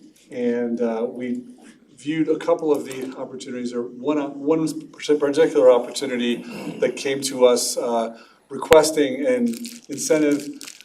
We were able to use that current policy and some of this council's criteria that you talked about to move forward and approve that incentive.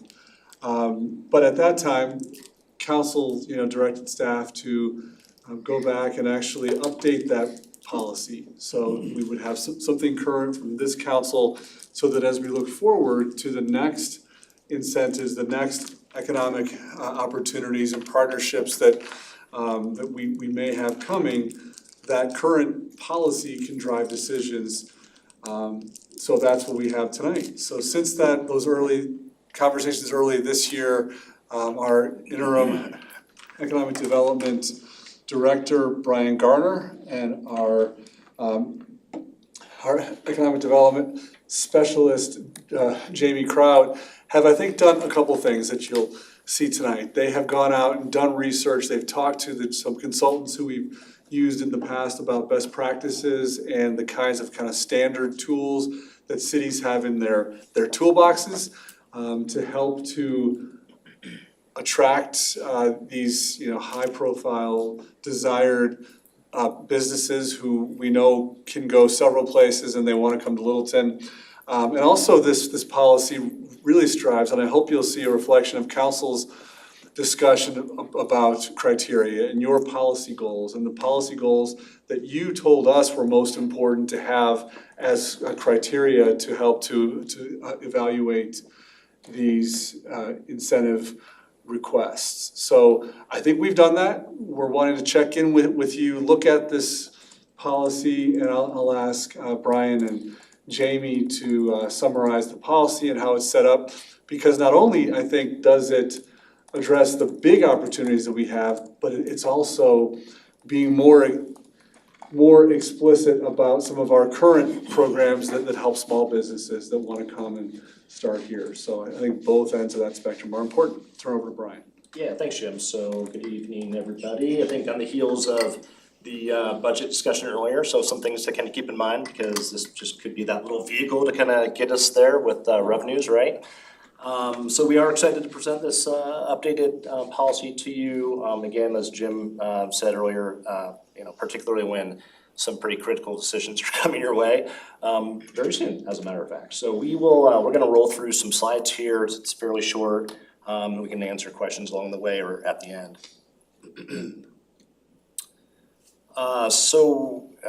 Again, mentioning that we had discussed this back in, I think it was January of this year, and as you might recall, the current policy comes up short of our current needs, so we've worked pretty hard to provide structure for a little bit smoother application process, as well as for the policy making with more clarity and definition, so much needed things here.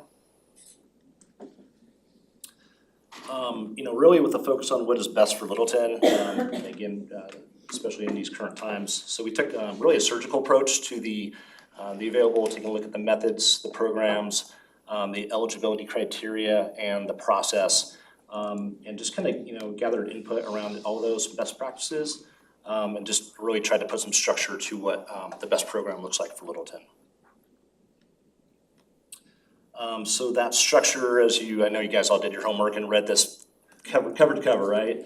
So as you've seen with the updated policy, the structure is, we try to make it very logical and straightforward.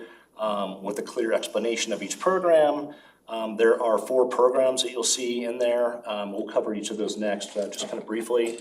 And then just special mention that we actually added evaluation criteria, which we thought was pretty important to decision-making, so that, provides the city, us as well as you guys, for justification, the financial benefits, to assess, the reasonableness of an ask, when those come along to us.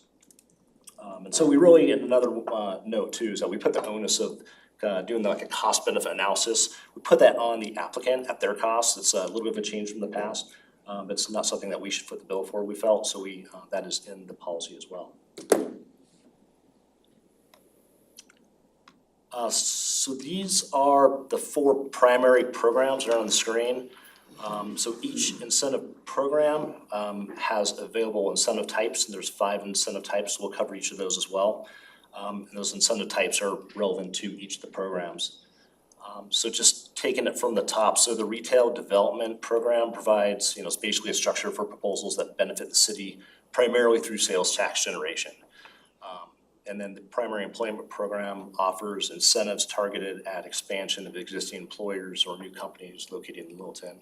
And then Jamie's gonna cover the next couple. Yeah, and so the revitalization incentive grant is run through Economic Development Department. This is one of our cash grants, up to $20,000 per applicant. And it's a matching grant.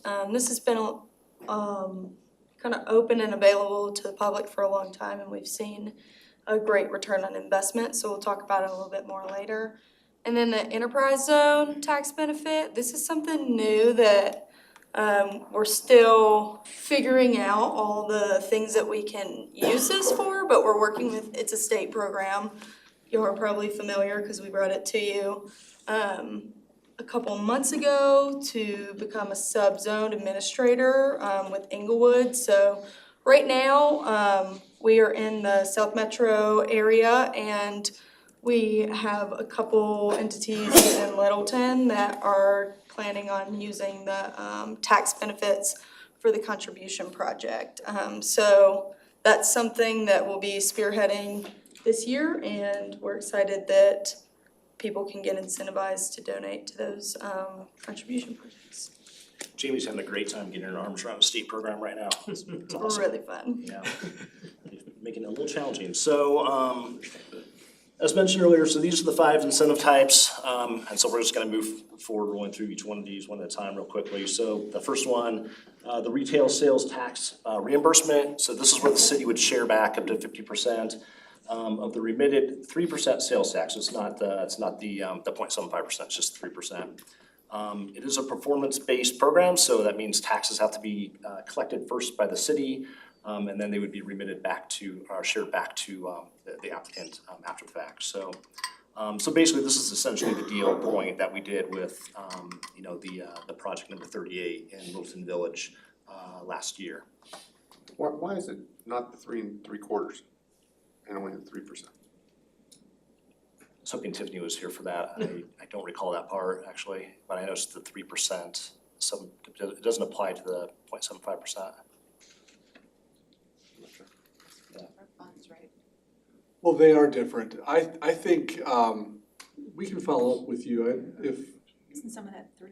council It is can, 3A. yeah, It's restricted. that is 3A. And I'd like to talk with the finance director just to kind of verify that rationale. I think it could make sense to include the 0.75, so. I mean, I think it makes more sense to keep it that, I mean, it's more beneficial to the city. But, I don't. To keep what's happening. Yeah, I don't think there's a legal restriction on Right. those stuff. So if you leave us, if council's open to that, we'll come back to you with that. What is the criteria to participate in this? So there's specific criteria, I can follow up with you on that. Just generally. Just for the sales tax reimbursement. I think the special considerations are also important. It's on, page 4 of the thing, I mean, it's all depends on what tier they are, basically has to benefit the city. It's on page Provide 1, fiscal. actually. economic impact and things like that, each of the different programs have different criteria. Yeah, so there's 11 criteria, and so they're kind of broken out in tiers, kind of depending on kind of the weightiness of the program.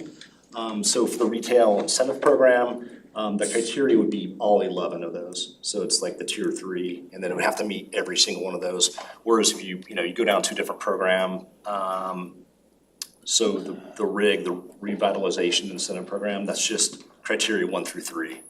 So we just kind of broke it out according to. The sales tax reimbursement is kind of the largest, and it's the most, there's the most required to qualify for that one. That's also the one to which I think the special consideration section at the bottom would apply, and I think that's important for council to see, because that's where we've identified most of your specific policy goals as criteria for considering incentives, So that's the 1 through 11. Correct, Plus yeah. the, That's the ones at the bottom. When the special consideration criteria could apply to any of them. So they don't have to necessarily qualify for those, but they're just kind of given a little extra emphasis. Multimodal transportation and some of that stuff. Okay, so use tax reimbursement, so it's another option, and so that's really intended to help, a new or expanding business, really with kind of the FFE, so furnishings or startup costs. And again, would not require any money fronted by the city, so it's all, it's a reimbursement basis, as each of these would be. It's not, there's never a case where the city's providing money up front, with the exception of, well, actually, even with the revitalization grant, that's still reimbursement, yeah. That's matching grants, a little bit different, but. And then, next one, so for the building and construction use tax, that's similar to the prior one for the use tax. So again, no upfront cost from the city. This one's more specific to just building or construction costs. So the taxes collected from the improvements related to building materials would be reimbursed, as of course would be negotiated and then brought to council.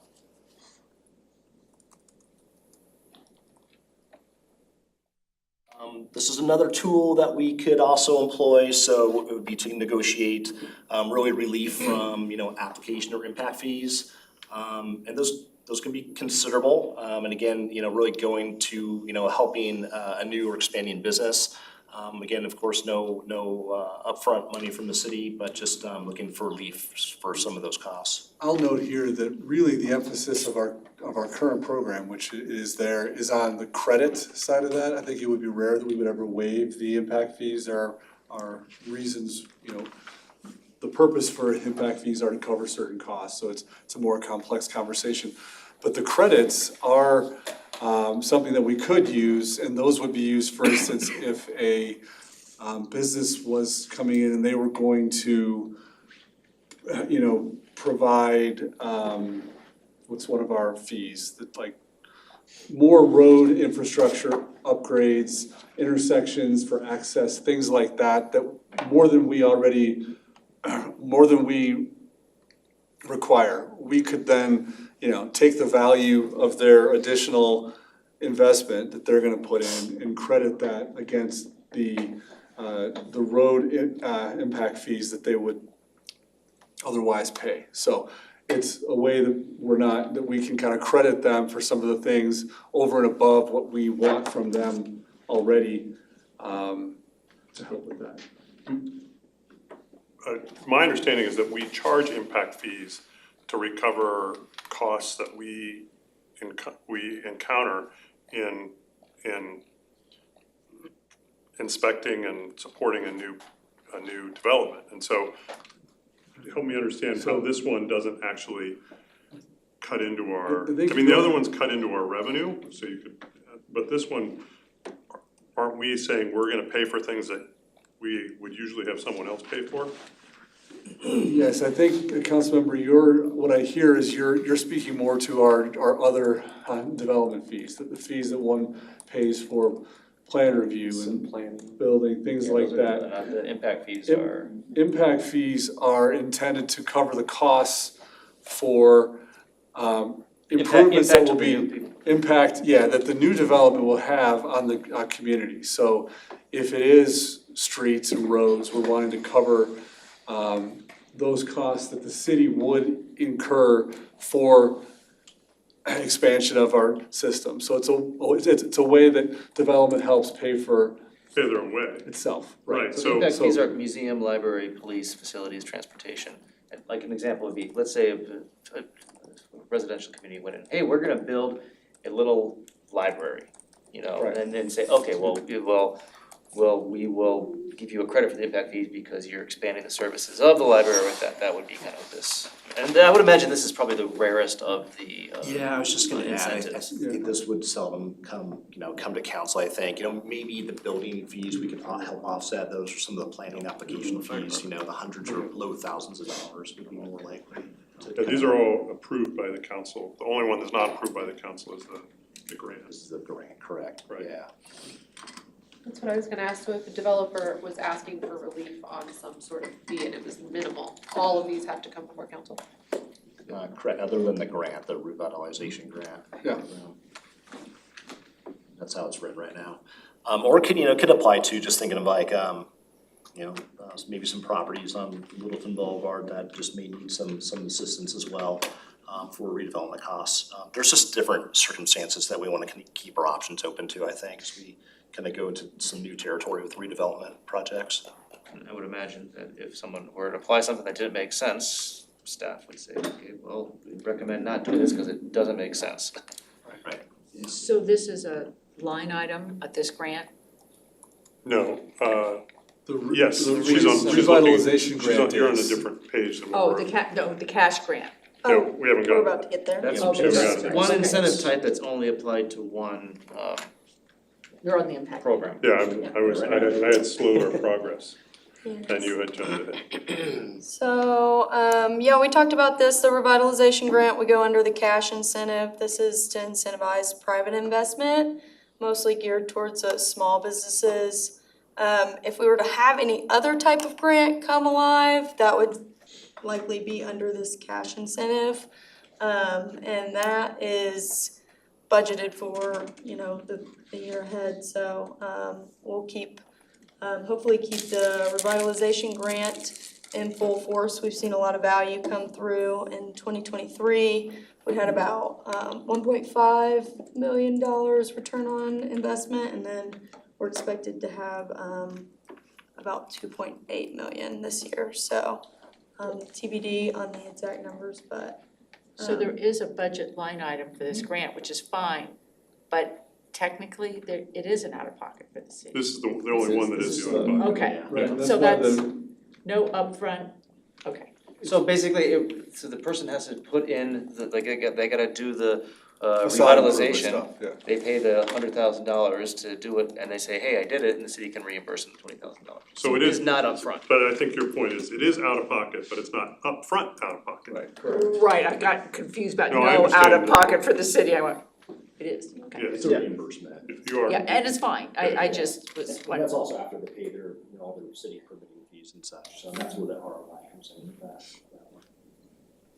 And this has always been, this existing program, it's always been administrative, and so that's why it's not saying, oh, we're gonna go have council approve all these grant programs. No, Yeah. Size of I think it business for that was one? happening when. What? Is it it was meant to be happening small? pre-COVID. Well, with That's it, right. I don't think And then there's there not was a a restriction on the break size of and the business that can apply for that, but the fact that it's capped at $20,000, Right. having a large business that's doing $1 million is not gonna apply for a $20,000. Are there a lot of people who apply and don't get it? So, yeah, but Councilmember Peters asked, are there a lot of people who apply for that don't get They're it? just talking about Yeah. that. More than we had money for. Yeah, there were quite a bit. We were trying to remember exactly how many had applied this year, but we had a lot of applicants. We typically keep our, it's like a rolling grant that we would keep open all year. We opened it in January and we ran out of money in March this year, so. A lot of interest. A lot of interest and a lot of people waiting for it to reopen. is there, to look at that to say, I mean, if it's a rolling, open, if someone wants to apply, if they don't ready to apply until July, if there's no money, it's useless for them, so to say it's this period every single year. Right, so that's what we'll be changing to next year, cause in the past, the rolling grant has worked just fine. Last year, you know, we ran out of money just at the end of the year and it was perfect, but people have kind of bounced back from COVID in some manners and they're ready to reinvest in their businesses, so we'll be changing it up next year. We might be coming to you for a request for a little more money as well. Might be a budget Here real request. soon. Just because it is popular and we do see the results of that, those investments. Do we keep track of who got it, like, not giving it to the same? Yeah, you can't apply, if you've gotten funds, you have to wait 2 years to apply again, so. They don't get it until they've done the work. Right. Yeah, so we'll get all the invoices, make sure it's already paid, and then we'll get the exact amount reimbursed. So I think this is great, I really appreciate the work and I think we're moving in the right direction. But I would like to make a request to the city manager. I feel like this does feel risky to some members of our community, and I wonder if you would consider having an annual report on our economic incentives and kind of who received them and what happened with them. So like, you know, what happened with the number 38 incentive, what happened, you know, how many people applied, which I don't wanna reveal any business's business, but I would like to know who received it, or at least where these grants went within the city, those kind of things, and just have, you know, whatever, it's a 5-page memo every year, and we could do it in January, it could be on the budget cycle, it could be wherever you wanna put it, but I think that would be really valuable and I don't think that belongs in the policy, but I think it would be a nice procedure for us to have.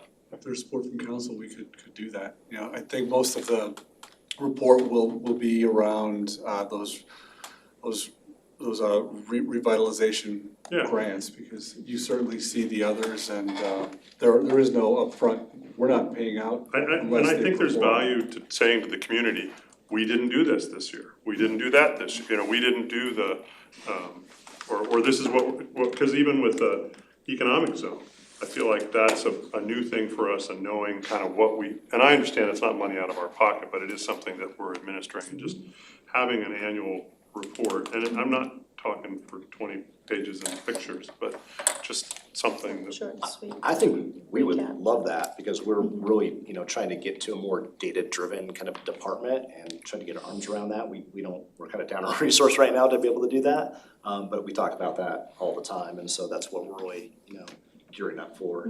So yeah, that'd be great. Yeah, I would echo having a report on the incentives that are given out, and I mean, one, I don't think it's gonna be as widely used as people think it is, and I think the other thing is, you know, it's not in council or the city's prerogative to be giving away sales tax revenue. I mean, we're not gonna do that just willy-nilly, just because it has to have a very good reason to do it, and I think they're outlined up there with the criteria, say, hey, you know, we'll give back, I'll just throw $1 million or something to get 30 million in return. And if we don't invest that $1 million in Littleton right now, we may not see that 30 million, so that's a whole I just point. feel like the community would appreciate that Yeah, kind of I agree. transparency. I agree. It's a good idea.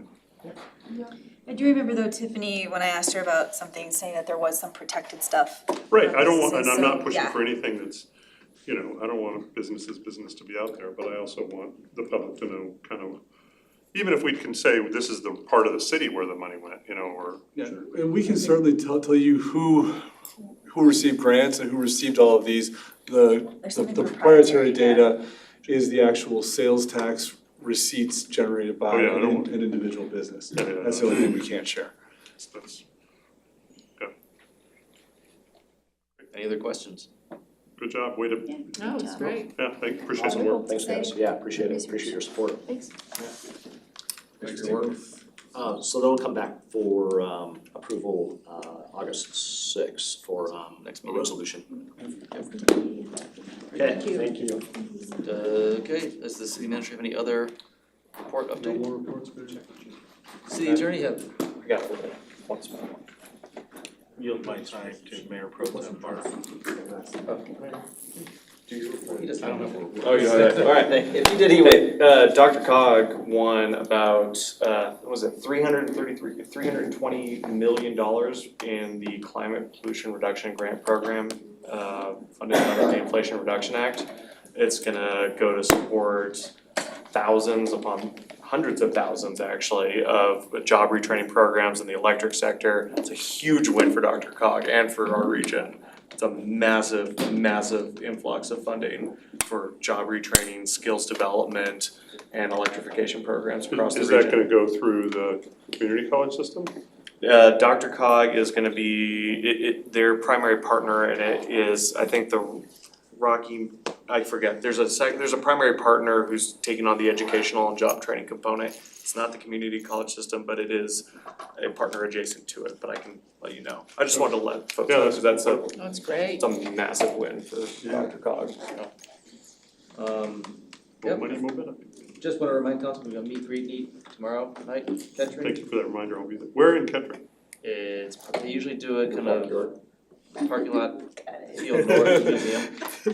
Along, Push down Gallup. the fence. So you park in the museum, basically around there? I don't know, I always just walk, cause I live 2 blocks from there, so I don't know what I do. Don't park at the library, Once the open there's not container enough law, I parking bring and you'll up- get There hit is crossing none. the streets. And then, the criterium is August 3rd, so that'll be Can before I our talk to you about following that for a meeting. second? After the meeting. Great, and with that, Yeah, I could